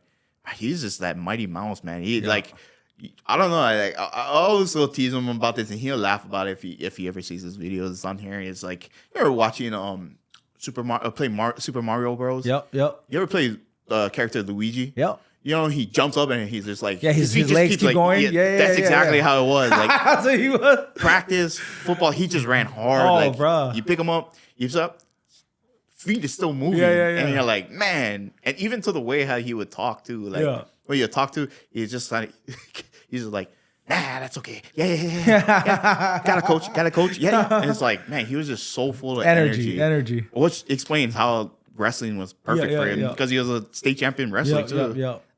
Bro, also, you were same year like Billy Ray Stutzman then. Billy Ray was your year. Me, Billy started at the same time. Well, he was. I see him posting Bible stuff too all the time. Oh, is that right? Billy Ray, yeah, that's what I think. I think unless I'm thinking of the right thing. After I deleted my Instagram, I kept my face. You've been checked out. I know. I haven't seen you. I haven't seen you on the IG, bro. I don't have Instagram. I grew out of it. Yeah. Facebook is more so. You gotta stay connected to the old folks on Facebook. Well, I have a lot of my church and I got my immediate family. And I think for me, that's just all I need. Yep. Same here. So as much as it's not it's very inactive to a lot of my other friends that I had, all of that stuff. Like Facebook is pretty much all I really need. I'm not very active that much on social media. So how you serving right now at your church? What you do? So I do couple things. I kind of was helping out with the youth during that time with Pastor Minister Ailao. Yep. So Ailao now he's actually, I didn't tell you this. He's actually in Alaska now. What? Yeah, he's actually serving out in Alaska now. We don't know. Shout out to Ailao. Yeah. Oh, you cold or? He's cold. I'm sure that he'll be able to tell you. last week, bro. Yeah, what? I know. Hey, we were all shocked as well too. Where I hope in he Alaska? doesn't mind Is it me in talking Anchorage? Anchorage? Where you stay? I think close by. I don't know the exact. Oh, bro, let me know town. the church. I got some people at my church that are from. They ministered in Alaska for a while. I know I seen on his Sorry, video. Ilo. Yeah, sorry, I But that's awesome that you serving out there. So I'll be praying for you. So that's yeah, cool. no, he's doing great things. It's on here. We don't know when he'll be back. It's on here, Yeah. but he's doing great things. He's reaching out to the people of Alaska. Oh, that's sick. And working. I'm not sure exactly what his title is, but one of the school Bro, districts. tell me not, bro. We like visit. Alaska? Oh, absolutely. Bro, I want to it's see that place, bro. Yeah, we make a trip. I Let's do know, it. dog. That's why I want to see Alaska. I did see him at the King's Church over there. I don't know if you have any connections. Yeah, King's Church. Yeah. I don't know what that town. Yeah. Yeah, but it's kind of a little bit look it outside. up. Yeah. But he's over there. He's doing great things. But So who's doing the youth now? still deciding. It's on here. We are. No, Okay, just I don't think it's my call. Me neither, bro. But I still do it. I love the youth. I always told them that I will be able to Help out anytime that they need. Yeah.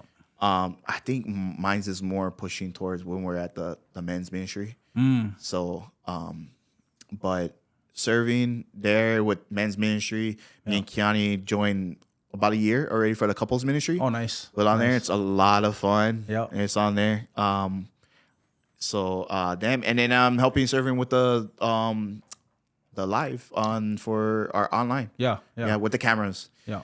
Still learning here and there with the sounds and stuff like that. I got no board, but Yeah, we're growing. Yeah, that's awesome, bro. And you growing. guys stay in White Paul too, yeah, just like us. See, Yeah. White Paul, right at Papawole, Pupole. Pupole. Yeah. Poop Town.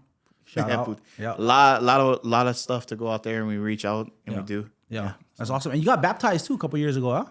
2021. Yeah. July 2 years 12th. ago. That's right. I remember that. Yeah, I remember that day. Yeah.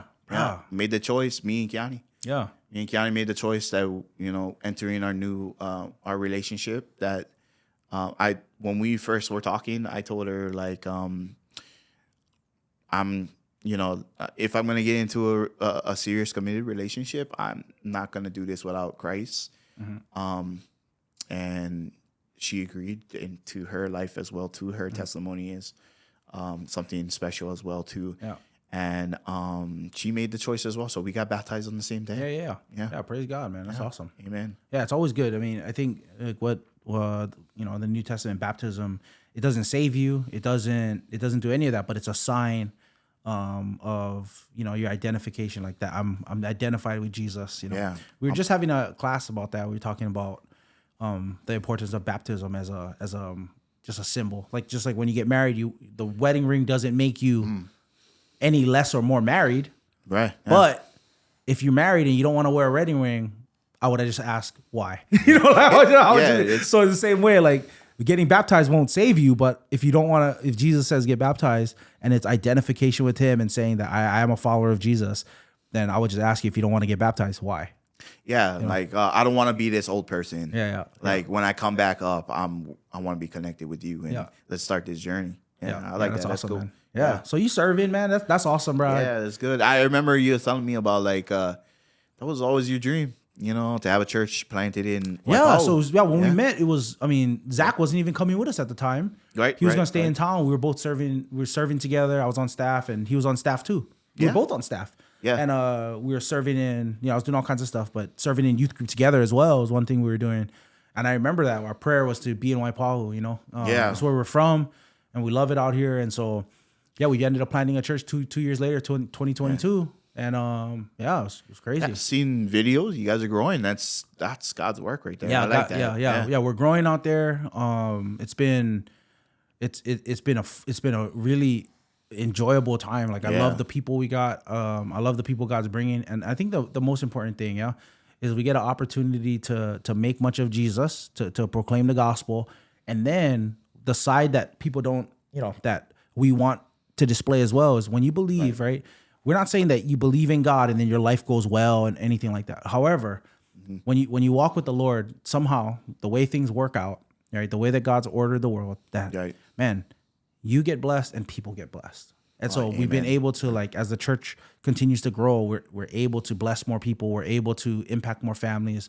Yeah. And I think the big thing, like, that's on my heart too, is reaching that next generation of students and athletes out there, you know, just young people that, hey man, don't do what we did. Don't do what I did. Don't put your hope and your identity in this world. Like, set it in Jesus now. Right? Just like your brother. Set it in Jesus now. Whatever happens, happens. But if it doesn't happen how you want, your identity is already in Jesus. You're good. Absolutely. Right? I just wanted them to, like, really, because before I kind of, like, was leaning more towards with the media to help out with the media, we were with the youth. And at that time, there was a lot of kids that came through. And we were really trying to connect with a lot. I know we reached out to you guys, you know, whenever you guys ever wanted to come. And I just remember, oh man, I think we had like 20 to 40 kids. Yeah. And there was a lot. We had to split in like 3 groups. And we had a really good age differences from high school to middle school. And I just remember there were some kids out there that were still reaching out, that at the time they were playing high school ball. So I knew, you know, I was like, oh, this is, like, bro, it's your chance to, like, go out there and reach to these kids, because you played, you know, ball. Yeah. You know, I didn't. You know, I didn't play high school ball. So, yeah, and being able to have that connection, and unfortunately, COVID regulations, totally, like, all around with the body of Christ and with churches really, really put a stomp on that, and then we didn't really see those kids. Come back as much, and the group got smaller, but the work still remains. Yeah, that's the most important thing. You know what I'm saying? So it was good to see that, and having you know, even some of our ministers come and, you know, join in on those youth services, and it's always a joyful time, and, you know, Idol's doing great in what he does. Yeah, that's awesome, bro. So let me ask you this. So I know you interview a lot of guys that's on here. So it's always nice to see from a pastor's point of view. Yeah. Right. You know, take away from the toughest parts of ministry. The ministry. Yeah. So what are some challenges that kind of helped, like, especially during the COVID time?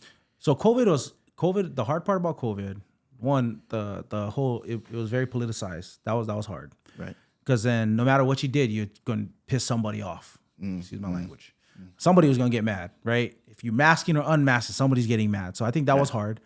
But I think we were able to navigate it well as a church. But I think you're asking about the hardest parts about ministry.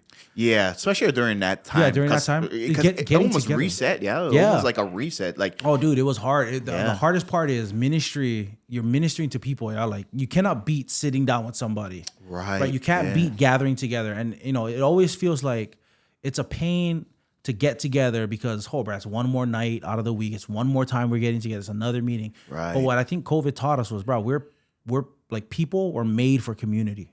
Yeah. And you can't find community just online. Yeah. You know, so that's why I say, like, I believe, I love the live stream. I love that we can do it.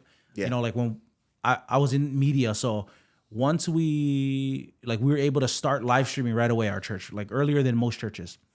But it's not a replacement for gathering together with God's people. You know, Hebrews says that don't neglect meeting together, as is the habit of some, right? Like, the habit of people is to neglect meeting together. With COVID, it's even worse. Attendance is lower now because of it.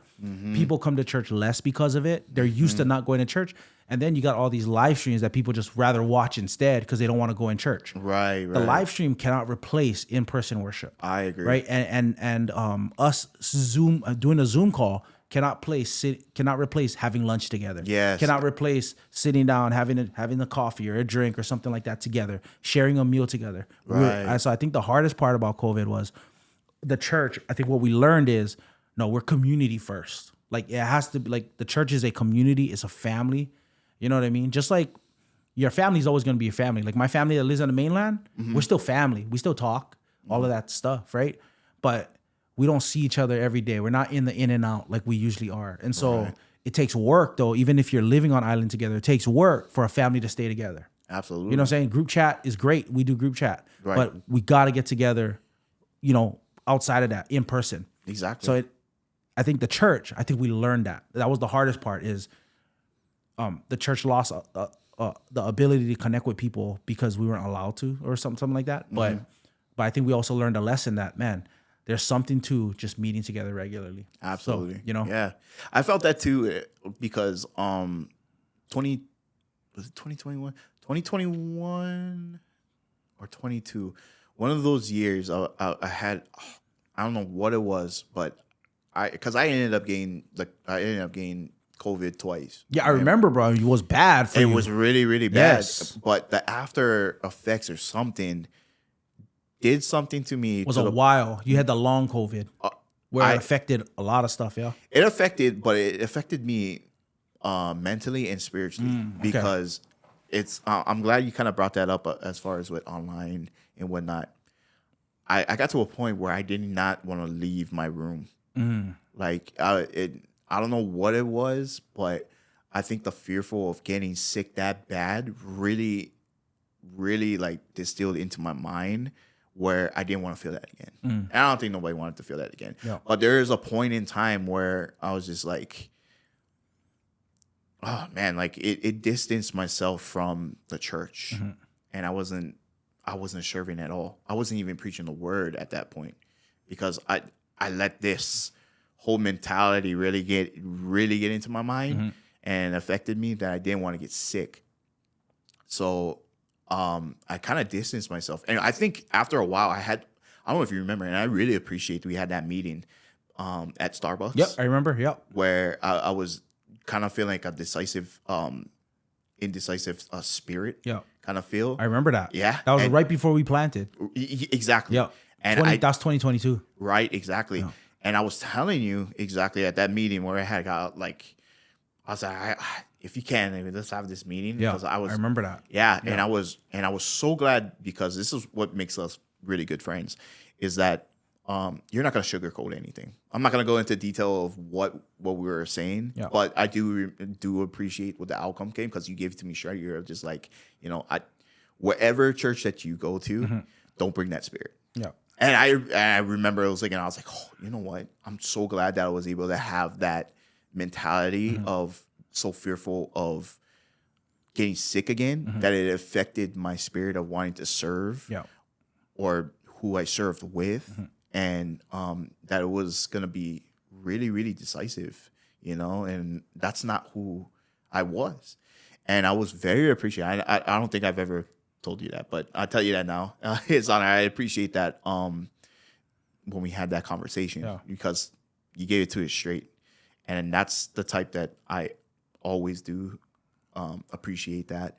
And after that meeting, I remember going back home. And I remember it was just like I took alone time as if I never had an alone time already. I was stuck in my room watching TV. Yeah. But I really took some time with me and God to be like, yes, forgive me for feeling this way. Because even in my mind, I didn't realize I was feeling that type of way. Because I was just like, I don't want to go to the church. I was like, people will be kind of, very like, are just not mindful. If they're sick in their coughing. Yeah. And that's all I'm thinking. That's true. But really in my mind, what I should be thinking is this person may not even be sick. They might just have asthma.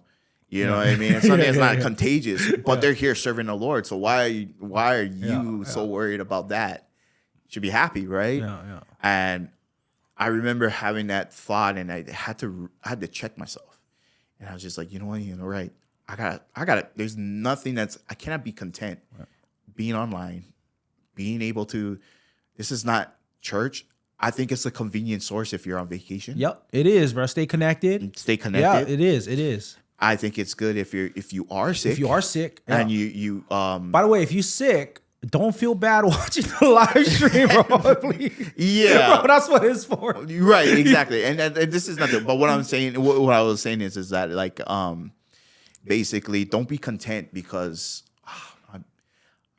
Operate in fear. Don't move in fear. Yeah. And be careful because, so say if the Lord wants you to be with the people of God, don't be surprised when the enemy looks to give you all the excuses in the world to not be with God's people. Absolutely. In the same way, like it's for anything, right? Like if you're if you're married, don't be surprised. And I tell people this all the time. You're going to be married eventually one day, right?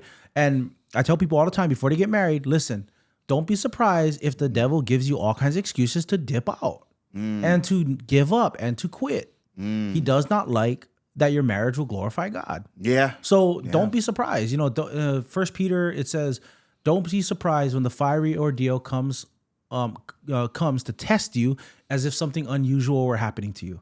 Don't be surprised by trials. Don't be surprised by fiery ordeals, right? Bad things happening.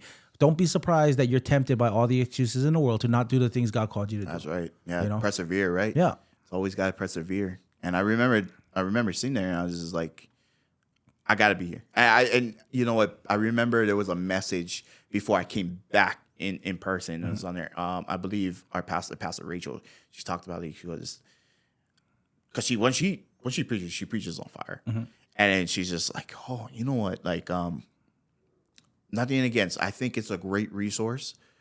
Zoom meetings, all of this stuff.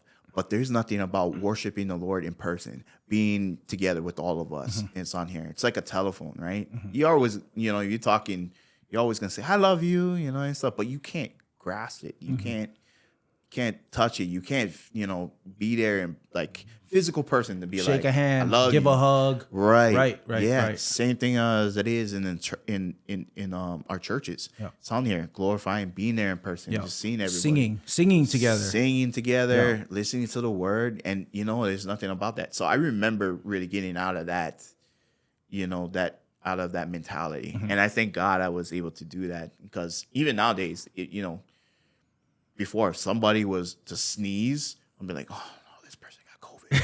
Yeah. And it would affect my whole mind and my stuff. And it was bad. It was really bad. I think. But Brad, to give yourself some credit though, Brad, you got really sick.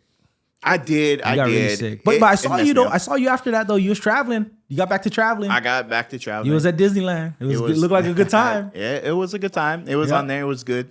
Gotta live life, man. Yeah. You can't let these kind of things anchor you down. Yeah. You know what I mean? Yeah. So that's what I love about the church, man. Amen. I love it. I mean, anything that had to do with the church, I'm all for it. Yeah. Like glorifying God. Yeah. Being there in person, it's on there. I mean, I'd be able to make every single like Event. fellowship. Yep. Yeah, it's on there. But they always have my support. Because there are churches come down Sand Island, and I'm just like, oh man, I don't know if I can. Yeah. I don't know. With my schedule, I was like, I wish. I mean, look at us for this podcast that was on there. We planned this about a year ago. We planned to be here for a year ago, bro. About a year ago. I mean, we was planning to do this with Ilau, and he gone. He's not even here no more. Ilau, we wanted to have you on, but we got 2 extra mics. We have to do Ilau and Zach, and is this Ilau not even here? Do you guys have that program where you guys could do podcasts, but like on a Zoom? I don't know, how does that work? Yeah, it's easy to do. I mean, we just gotta set it up. Yeah. Oh, okay. As long as he got a camera, we could do that. Oh, but I would love to. I gotta follow up, like see what he's doing. That's awesome. We gotta give him a call. That'd be probably something a little bit after. I'm sure he called because I did remember you was asking. He's like, "Yeah, you gotta get Ilau on top of there." And I told him, and he's like, "For real?" And I just remember. But none of us knew Ilau was moving to Alaska. You know what I'm saying? And he just that was It's expensive out here though. It is. It is. It is expensive. It's out here. And wherever the Lord goes, the thing is, you take the gospel with you and you go. Yeah. You can do the mission anywhere. That's what it was. And I remember, and I hope he doesn't really mind me talking about this because we actually have a prayer spot down by Sandy's, and we go early. Like we go we meet each other at that spot in Sandy's. At Sandy's, not like where everybody serves. But there's spots. Yeah, there's a section on the left side. Yep. So we go over there and we just meet and we pray. Yeah. Like I'm talking 5 a.m, bro. We dedicated. Wow. Yeah, like before he left, we were talking about it and we're just like, hey, before you depart, like let's pray together. I believe in me, Kiani, and Ilau. And we invited, people who are able to come, but in the end, it was us 3. So, but that's okay. Yeah. But And is Kiani out there in the east side too, or no? Yeah, Okay, she's out there in Waimanalo. Yeah. Oh, So nice. she Okay, right there, right around the bend. Yeah, right around the bend. So Ailao is he was by Foster Village. Yeah. So the first one we got to travel was me. Yeah. But I'm okay with it because so nice drive, good music. That's it. Good music, nice drive. You all right? Get the coffee going, and then you're good. So we got together, and it was a real special moment because at that spot where we were going, man, like it's like when the sun really comes up, it's on there. You really feel the presence of God. Yeah. And it's just only us. Everybody else, the tourists and all that stuff, start showing up like 7:30, 8 o'clock. But from that moment, there's something that's so peaceful about us being there at like 5 a.m. Yeah. And we'll start praying when, it's not so dark. But sometimes we'll just sit there and we just had a really good chat. And then when we start praying, we would pray till for about like an hour and a half. Yeah. Yeah, man. That's awesome, man. It is just keep us just really grounded. Yeah. It's good to pray together, man. Yeah. I know a lot of people are like, oh man, that's so early. But I was like, hey, Jesus got up at 3 a.m. before he was taken by the Romans 3 times. You know what I mean? Right in the morning. Yeah. So if he did it, I'm gonna do it as well. Yeah. You know what I'm saying? So that was to pray, man. It was good. Yeah, we gotta do some of that, man. We gotta pray together. Gotta do that. Yeah. Let's do it. But I appreciate you coming on, man. Yeah, thanks for having me, man. It was a good time, bro. Yeah, I gotta do this again, man. Yep, for sure. Something else. And I still didn't even got around to about how I got to. So now I'll make it a short story. The mic backer. Yes, tell me about this. Okay, so we haven't linked up. Everybody that's watching this live, we haven't linked up and talked story like this for a minute. Yeah. So yeah. How do you become the mic backer, bro? Yeah, the mic backer. So went from DV, like I said, then I went to Kailua Mustangs, and then the Kailua Mustangs I started as nose guard. Oh, for real? Yeah, with nose guard, and then after that was I went to defensive end for a little bit, and then it switched from defensive end and tight end, and then Okay, so when you was defensive end, what age were you? Oh man, 12. Okay, yeah, but you could play defensive end because everybody was height wise, you was okay, yeah. For that level, 12, yeah. for that level, yeah, right? Yeah. So that's me too. Okay. Yeah. Where I was like, bro, I'm 5'7", bro, and I'm only 12. Like, I'm gonna dominate people. In your mind, you think. But then, bro, when that height kick in though, and then boys grow taller, and you're same height, you're like, oh, bro, I gotta get off the line. But by then, I haven't been training off the line. Oh yeah. I'm just handing a dirt guy. But my dad had a philosophy though. That's the thing. Okay, let's go. Let's hear it. He had it all along. He was like, well, I was playing nose guard, and I love playing nose guard at that. Bro, I gotta get Uncle on here, bro. I gotta get Coach on here.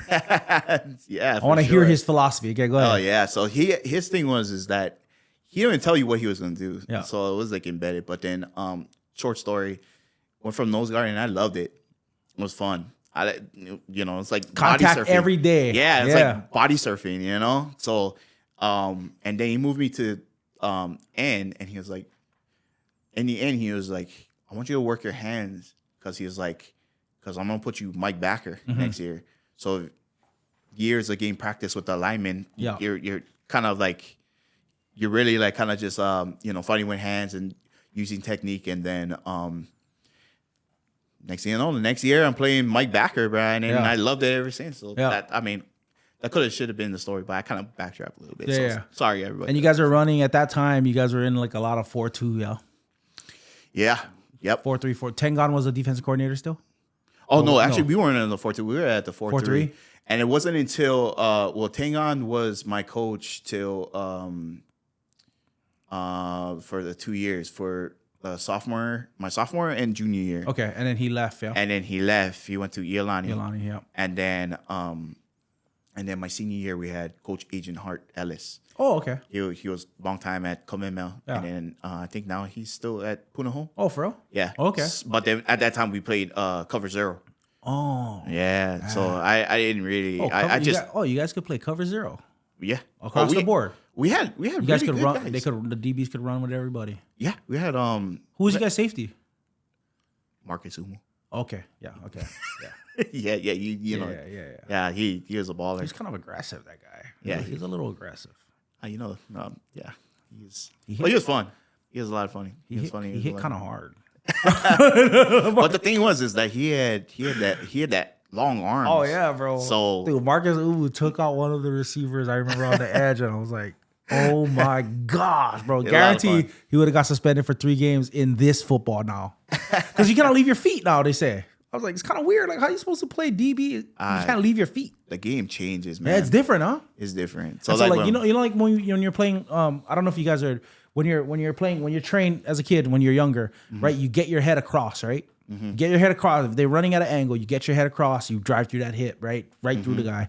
And now they teach you your head on the other side. On the outside, yeah. Stop using your head to they call it gator roll now. Yeah. Gator roll, yeah. Whereas like, bro, we was sticking our head out there just getting. I know. Just out here getting concussed, bro. Yeah. Which is crazy because when you say that, it's like we were told, you just got your bell rung. Yeah. But really, we probably got concussed many times. Yeah, I was just like, I just got my bell rung, and then like your head just always hurts during the first month of the season. You just like, my head just hurt because I'm getting used to the helmet. Exactly. Exactly. Remember that? Games changed. I mean, penalties, they changed, and I don't know how they do it. They're very talented. Yeah, like how because in defense you got to be able to run now. All because I mean, it's a wide open game. I watch it too. Even the pros, like before when we were playing, like if the ball's in the air and like the coach, not the coach, but the wide receiver is in the air and they catching it. Yeah. You better clean that guy. That was a clean, like a clean. Now it's 2 hands. Yeah. It's catch. Let him catch. You got to be able to make a move. And then a move. I'm like, he got to defend himself. Yeah, I'm like, I don't know how I'd be able to kind of like. Do I wait? How do I know? Yeah. But you see what people are doing now, and a lot of these tight ends and receivers are getting hurt in their knees now because the safeties are now diving at they have to dive at your knees because they're not gonna get suspended for a game by hitting you high. Yeah, to me, I think that's a. Well, when we were playing, it was like people would say, like, bro, if you're gonna hit me anywhere, hit me high. Like, bro, don't hit my legs, hit me high. They used to say that. Yeah, but that's why when you have big guys, big running backs that was coming out there. I mean, I'm not that prideful to go 100 with somebody that's 6'2", 6'2", and going up and up. I mean, if I have if I'm confident, I'm gonna go to, but I'd rather it's like opening, opening that door, right? In the box is a Mike linebacker, but you ain't diving at nobody's ankles in the box, though, right? You shouldn't. That's a respect that you like. I gotta keep up the integrity of this defense. It's just like you read the defense. It's like because you're the quarterback of the team or the defense, right? So even with me, I even got to a point where I was like, sorry, I want to keep this. No. This is good. This is good. I didn't want to keep. I just remember that we had so much plays that, like teams like Kamemel, when they started like picking it up and they would like start going no huddle, and I'm like, oh man, I'm losing all my breath, and I'm checking on it, and making sure the lineman is in this way, telling the DBs coming in, and that's where everything came with the wristbands. Yeah, and that's just where it helped me out a lot. Yeah. Because I remember I was like, oh. Bro, people can still go watch your highlights. Like I said, Joe Lacaden, number 9, right? Number 9. Out there running wild, bro. You was running wild, bro. I appreciate that. You was flying around. I appreciate that. Yeah. They should have kept me Milani, bro. It would have been fun. Yeah. It would have been fun, bro. It's not Kalai Pohaku, but it would have been fun. I tried. We would have had a blast, bro. I tried. That's what I can put. Yeah. Because even I even text with Robbie Toma. Yeah. Because he texted or something, and he didn't even know at that time that I even that was looking at Puno before I went to St. Louis. And like, bro, you guys would have had a class, bro. I'm thinking right now. Robbie, Manti.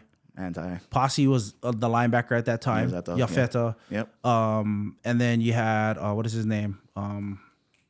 The running back, and he played DB. He played safety at UCLA. Dalton Hillard. Yeah. Bro, you guys had some. That would have been a crazy class. Cayman Shutter was there, and then Kaluno came in for tight end and some other stuff too. Yeah, I mean they had a stacked class, man. Just a stacked class. Well, it seems like 2009 was a stacked class. That was a tough. I mean, even for me too, because I was honorable. Shout out 2009. ILH was unreal. Just all around in general. All around, yeah. I think even OIA it was very competitive. Class, yeah. I just really remember just reading up on the papers, and I was just like, I was really excited, and I was like, oh man, like this is gonna be a competition. Like there, like some year they're like, oh, Koku can grab this year. Yeah. You didn't know who was gonna take it that year. Yeah. And with us being runner ups from the last year. Yeah. No, you're good. That's just mine. Boop. But yeah, so that 2009 though, I do that was a really good class. I think so. This is how I view the history. I'm 2008, but I love like 2008 has studs too. But I do think in my mind, just because of how popular that 2009 class was, they really kind of opened up a lot for Hawaii athletes, like everybody that followed after, because Manti didn't go to USC, he went to Notre Dame. Robbie went to Notre Dame too. Dalton went to UCLA. I was there at that signing class. That day. Yeah. It's so funny because nobody really like sees this on there. But I was like, hey, I was there. Like it had the I think Manti had his documentary. That documentary that they had. Oh, did they? Oh, okay. Yeah, so they showed that one part, and I'm like, "Hey, there's me." Oh, you were there? Oh, nice. If you didn't know, didn't know me, it's on there, and if you didn't know I was there, you would have been like, "Nah." Well, the reason I look at that is because it just kind of opened up. Like that was a big deal to open up like the floodgates to recruits coming into Hawaii. Oh, and then I started seeing a lot of kids get a lot of big offers. Like it'd be more. Yeah. I guess it was because there were always studs that came through Hawaii, but it was like more. It seemed like, man, there's so many opportunities that kids were going. Off island, Pac-12, Pac-10 schools, Pac-12 schools later, and just opened the doors, the floodgates for that. 2010 class, you had, Li'i went to UCLA. You got, what's his name? Hau'oli Jamora, Hau'oli Kikaha ended up going to Washington. You just had so many people going to really big schools, Well, shout out to also, too, is who was in my class, too, at also went, like my boy, Keenan. Ho'ohuli, the legend. That's my boy. Yeah. We went to the same. That was my boy when we were up there in Montana. Oh, that's right. You guys were same class. Yeah. I didn't want to mention him. So Keenan. Yeah. But not to exclude anything else that's on there, but I do remember that night. No, not that night. That morning of the signing day. Yeah. Manti came up and told us what was. I just remember because we all assumed that he was going to probably go to USC. Take number 55. Yeah. Go to USC. We thought for sure because he had that and then he had UCLA. Mm-hmm. So I remember we were standing in line, me, and shout out to also my boy Timoteo. Okay, yeah. Titan. Because me and Titan were like, man, we were best friends in high school. Oh yeah? Yeah. Me, Lucas, all of them, Austin. Probably we were like tight knit, all of us. But Lucas was still waiting to see where he was going. Mm-hmm. So he didn't go to the letter of intent before Western Oregon. Titan and we had Adam Sango-Polotele. Yep. We were there. Yep. And they both were going to Weber State. Yep. So we're all sitting. I remember Kella. They went with Kella. Yeah, that's right. Yep. Kella went there too. So I remember us standing there before the news and all of that stuff going in, because I was the first person to go in. And then I remember we were standing waiting for our position. Manti comes up. And Manti comes up and he goes, we were talking and we were like, oh, USC, huh? So I think with him and Dalton, Hiller came through. Robbie came after. Mm-hmm. And I was not that much farther away of signing with Robbie. And me and Robbie, really tight too. Yeah. So I was like, oh, UCLA, both of you guys, USC. So thinking, and Robbie wasn't saying nothing. I hope he doesn't mind me saying it. But he was like, I don't know. And I just remember Manti saying, he was like, I'm going to shock the world, Oos. I'm going to shock the world. And so me and Titan were like, what does that mean? So I remember he was like, just know I'm going to shock the world. And Notre Dame was not even, we didn't know that was even a thought. So I remember saying, we signed. I didn't see Robbie not sign. I was like, oh, man.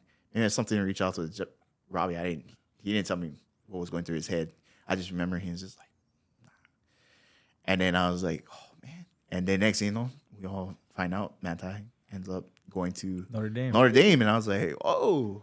Yeah. And I guess it happened 12 hours prior before him signing. Yeah. Yeah. Because remember, that was the year that Notre Dame ended up coming to the Hawaii Bowl. Jimmy Clausen, his senior year. And it was a big deal because Charlie Weiss was there. Ended up being the guy to recruit. But I was in Indiana at the time when Manti ended up going to Notre Dame his freshman year. And bro, there was so much buzz around him. I think around the Stanford game, he went off. And I think they had him playing Will at the time. Yeah, but bro, that was such a big deal, like that he would go to Notre Dame. And I think that this is my just feelings that I've always had from back in the day.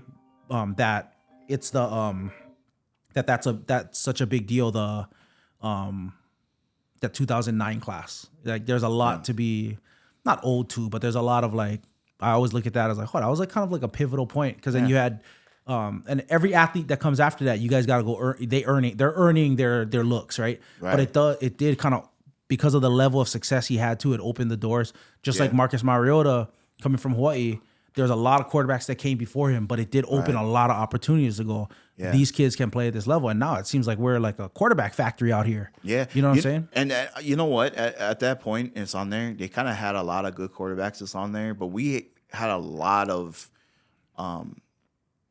there was a lot of like players who paved that for that class. Yeah, Jason Gesser. Yeah, there's a lot of people. A lot, like Bobby George, all of them. They had Timmy Chang, and Joel Lane. A lot, So I had a whole bunch, even like, even to where I wore even with number 9, and people don't know this. Is that like I looked up to a lot of players that was up there, and they just thought like random number 9 while I was wearing number 9. I wore number 9 because BJ Beatty from Kahuku. Oh yeah, BJ Beatty was a beast, bro. That, like people with his long hair, bro, just running. Oh, bro, BJ Beatty was bad. When I was young, oh, he was bad. Bad. Like I coming from St. Louis, it doesn't even matter. Like to be honest, bro, he was the reason why I wore number 9. Oh, bro, shout out BJ Beatty. Yeah. Also shout out another number 9. I think he was number 9. Al Alfalava. Okay. He was unreal. But I think BJ Beatty was right after him. Yeah. At Kahuku, bro. BJ Beatty was bad. He was the reason why, like when I would watch, like Friday nights before we had the games, when I was at Kailua, I'd be watching and I'd be like locked on. Kahuku would be playing. It's on there. BJ would be, to be honest, and I think my dad asked me one time, but this was years ago, how come number 9? I was just like, BJ wears number 9. So BJ Beatty was bad. Yeah, he was bad, man. So I think he went to like New Mexico or something, New Mexico State, something like that. Yeah, something like. But I'm not sure where he went right Al after. Alfalava was at Oregon State. Right, they had some good guys too come through. Kahuku. Gosh, bro. During that whole time, that whole period, that 2000 period, that class is on there. Oh man, it was a lot of fun to watch. So then it went to Montana with we had Junior Mataafa. You had Junior Mataafa? Bro, Junior Mataafa. Okay, that guy, man. Bro. My boy, man. So shout out to the Mataafa family. Junior Mataafa. Let me tell you about Junior, bro. I ain't never seen, bro. We was at this one of those Nike camps at BYU Hawaii. Yeah. Didn't know who he was, right? Because I mean they had a good running back. I think before them they had Malosi Te'o before him. Yeah. So Malosi Te'o was good. And so nobody knew who like the next running back was gonna be. So we go to this little camp in BYU, whatever, one of those where like it's so dangerous. Why are you putting on? You never have pads all year, and now you gonna put on pads. Yeah, bro, that guy helicoptered so many linebackers, bro, blocking, dude. I believe he had a highlight reel of blocks, bro. I remember like Sifahe Muli was linebacker at the time too, but I remember seeing this guy Junior Mataafa. Yep. And it was just linebackers blitzing versus running backs. Yeah. And that fool was helicoptering everybody, bro. It didn't stop at Kahuku, man. I can tell you for sure at Montana it continued. For real? Yeah. Bro. Shout out to the family, man. I love the Mataafa family. Bro. You're a great dad. He's a great person. Yeah, and I haven't kept up with him, but yeah, I remember Junior, and he was super, super fun, bro. Super nice guy. Very, very nice humble guy. Yeah. Him, his wife Shade, awesome. Yeah. They're a big advocate to me too when I went up there in Montana. Real? They're living there now. Yeah. Wow. Yeah, in Montana. Oh, so that was crazy. They had what is his name? 2008, my year. They had Shiloh Te'o. He was a beast too. I remember watching him. All right, so I went to but this Shiloh taught me something. Okay. That football instincts. There's certain football instincts you just cannot teach, and I don't have those. Okay. So we played in a little game together. You get those little all-star games, whatever. Okay. Bro, Shiloh, I was playing Mike. Yeah. And Shiloh's like, and then I also went to like a Samoa game with him or whatever. Yeah. But Shiloh would be like, hey, Christian, just like the play is for me to be in this gap. And Shiloh's like, just take step this way. Yeah. And I'd be like, oh, I gotta be. He's like, just go over here. Yeah. And bro, the ball would just work. It would just come right here, bro. I was like, okay, there's certain things that guy knows that I don't know based on instinct alone. Yeah. He'd be like, hey, just go outside. I'm Yeah. like, no, I gotta cover this. He's like, just go outside. But bro, I ran there. It was an option play, bro. I hit the quarterback. I was like, thank you, bro, Shiloh, you're the man. A good safety can help a boy out. You know, I was like, bro, for sure, man. Yeah, I haven't met him, but yeah, I heard good cool things. guy, Man. bro. Cool Shiloh's guy. cool, yeah. And Football, man, it's a beautiful thing, bro. it's a beautiful thing, and everything that's on there. You Yeah. know, it teaches you about life. It's a brotherhood in general, Yeah. not just only St. Louis. Yeah, You know? and you know what I love about it too, bro? Because I met so many good people that play Yeah. football, and I look back and I'm like, oh, there's certain people that they're good, and you just never hear about them. And I love being able to like shout them out, man. Yeah, especially when you go to Samoa. Yeah, yeah. Samoa is a little bit different. Yeah, a little bit different. Those It's kids, a little bit I swear, when when we played in Samoa, I swear I saw a kid smile and his mouthpiece was an orange peel. I don't know that for sure. I can't trust everything I remember, but Yeah. I swear I remember, like, bro, that's an orange in his mouth. I got a little story that happened out there because I went to Samoa. You went Samoa too? I went Oh, Samoa. let's go. I got invited. So Did you guys win? No, we lost. Because we lost too, bro. We were one of the first to lose. Oh, really? Yeah, it was.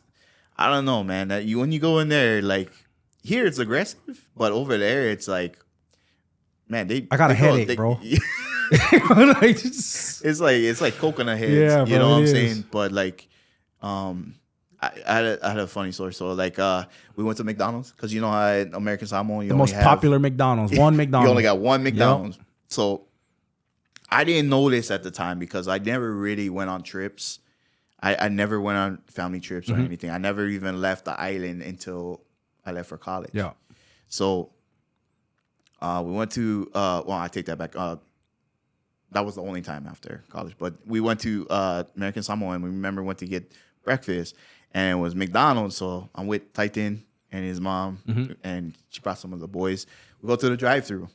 And I didn't know at that time that fruit punch was only a Hawaii thing. I didn't know that either. I didn't know that either. Yeah. Even when I went to Baltimore or anywhere like the mainland and stuff, they didn't have fruit punch. Wow. Which was crazy. So when I get over there, I remember we get there and we're like, get to the drive-thru. Yeah, can we get the sausage McMuffin, hash browns, and okay, what do you want for your drink? And there I was like, oh, fruit punch. There was this long pause. Dang. And I was like, sorry?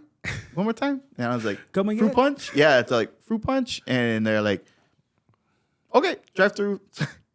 We're like, all of us was like, oh man, we didn't understand what was going on. So, anyways, we get to the drive through, we get our food.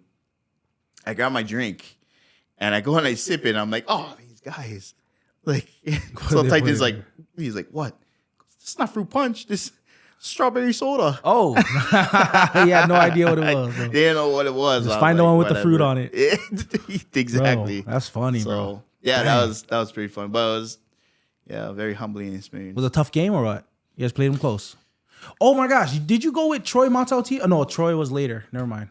Troy Montaltia. I did. He was a running back. He was a running back. He was bad, bro. Yeah. He's smooth, yeah? Yeah. That big boy could move, bro. I haven't seen him in a long time. I ran into him years. Yeah, Troy. Yeah. I was like years. He was like, we kind of linked up and we were kind of talking. Yeah. Like, Yeah, Troy was like, Troy was over there. Yeah, that's right. White Power. I didn't recognize him at first because he cut all his hair off. He cut all his hair. Oh, Yeah. man. I haven't seen him in Unless that he long. grew it now. Shout out to Troy. Oh, bro. Yeah, so you guys had a fun crew, bro. A fun crew, man. Yeah. You know, Who was the coach that year? Cameron Higgins' dad. Oh, he was okay. Yeah, he Yeah. is still And who running. did the defense? Was it Mika? Yeah. He was. Yeah. So you guys did the 4-3 under a lot. Yeah. Yep. So who, who played that? Who played that on the tight end when you guys put him down? Who was your guys linebackers? Was you? Oh man, I don't remember. Yeah, to be honest, I don't remember. I had Jordan Hano and Aaron Tipoti, bro. Because we had Posse, but they put Posse at defensive end. Oh, for real? Because we had a lot of players. Because actually, Manti was supposed to come with us, but then that was he went to the Under Armour. He went to the Under instead. Armour. Yeah, I remember that. And then we had other guys. I don't know how I know this, bro. But it's jogging the memory. It's good because there's some stuff that I can't even remember. Yeah. But, that's right. He went to the Under Armour. That was a big deal. We had it was my boy Aaron Logan from Oakland. Okay. You guys flew somebody in, so somebody came. Yeah, we had a couple Samoan kids that came from the mainland. The mainland. Oh, nice. But yeah, my boy Aaron Logan, he came through. That's how I first met with him. It's on there, but he was outside that America, tall kid. Yeah. Oh, that's awesome, bro. He was he went to that what is that GC that was on Lanley. I don't know. I think they were on that Netflix. Last Chance U. Last Chance U. Yeah, I think it was the second one. That college. Oh yeah. Okay. Oh, sick. Yeah. It's good times, bro. I don't think they do that anymore, but they have the Polynesian Bowl and stuff, so different kids from different islands. But they don't do the. I don't remember, but I thought it was cool doing the Hawaii and Samoa because of the connection. It was always a good time. Yeah. But I think now they got the Polynesian Bowl. Yeah. So it's a lot bigger, and I think the Polynesian Bowl you don't have to be Polynesian either. So you can get an invite. Yeah, so it's one of those. But, okay. Because it's so much bigger now, man. Yeah. And it's really cool. And a lot of that is due to the support, the amount of money that's in college sports now, and also the athletes that paved the way in Hawaii, which is huge, you know. Yeah, it's fun because even though Titans last year, you still got that Polynesian Bowl coming up. So it's gonna be fun to. He's playing. Yeah, he playing. Let's go. Yeah, bro. I'm so excited about watching your brother play Hawaii, bro. I want to go back to games now. There's a lot of good. I was looking on the list. I didn't see everybody, but as far as what I seen, it looks good. The class. Yeah. Of the recruiting class. So hopefully get out with this whole. There's a major of that portal transfer. Mm-hmm.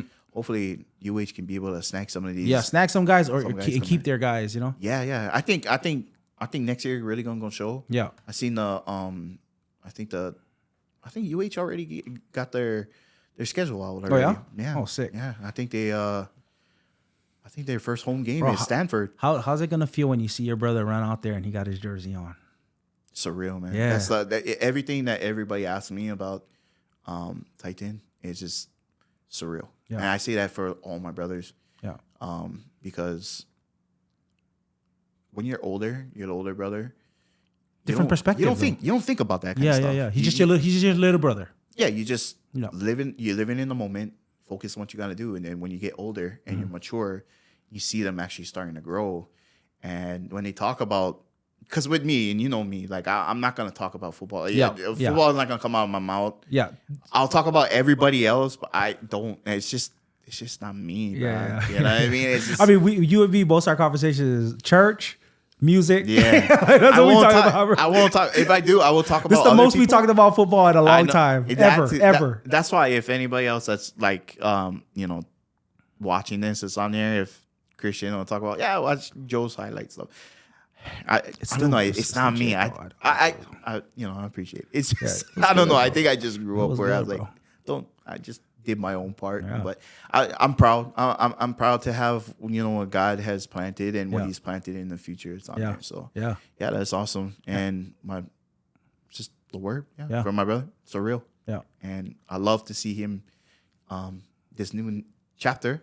Yeah. He got a ring. He's the first one out of the whole family to get a ring, and he's excited about that. Right, and he stayed, bro. I'm certain that around COVID time that there was opportunity. I don't know this. We never talked about this. I'm certain there's opportunities to go elsewhere. The man, young man stayed, and this is what happened. Of course, they seem to have solid kids that love St. Louis over there right now. Yeah, and with Coach Tupu and all that, like coming in, and the coaches that are long-time coaches, your grandpa's still there. It was surreal seeing St. Louis fight their way back their first year with the new head coach. Yeah, for sure. That was pretty crazy. And there's a turn because, like, Coach Tupu really planted that.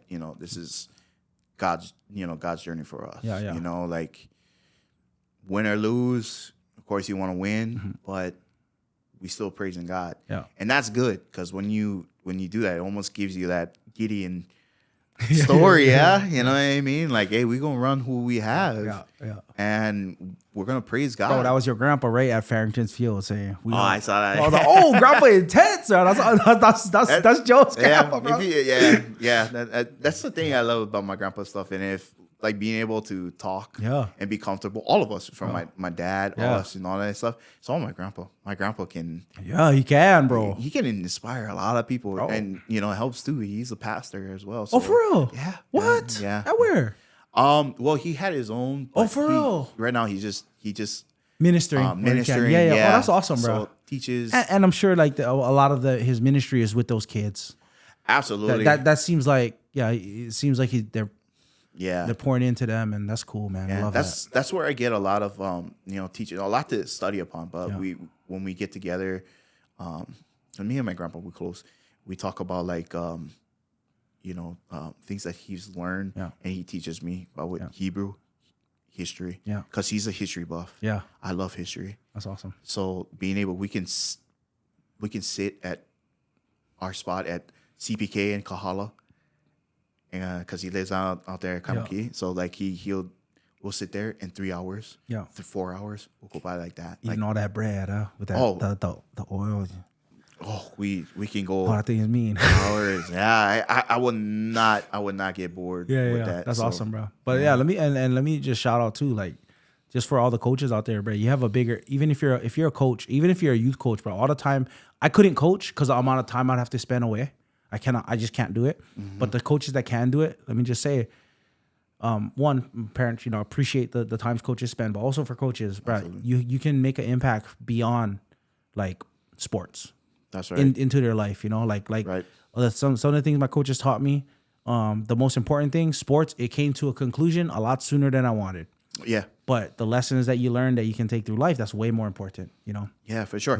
And that's kind of where my stance and my point is now. Yeah. Like, as much as I hung up the cleats as far as being a player, I did my coaching, and then I hung up that uniform as well too, because I want to experience as much as what God that we have here. And I'm still learning. I'm still a student as well. I just take the same philosophy of coaching from like the same thing with a player, and I just coach it among young people, and even people who are older than me and some there. Same mentality, same philosophy. I take that into the church now, and I'd rather do that any day. Yeah. I love it. I love being able to just talk God. Yeah. Anytime, anywhere. You know what I mean? So.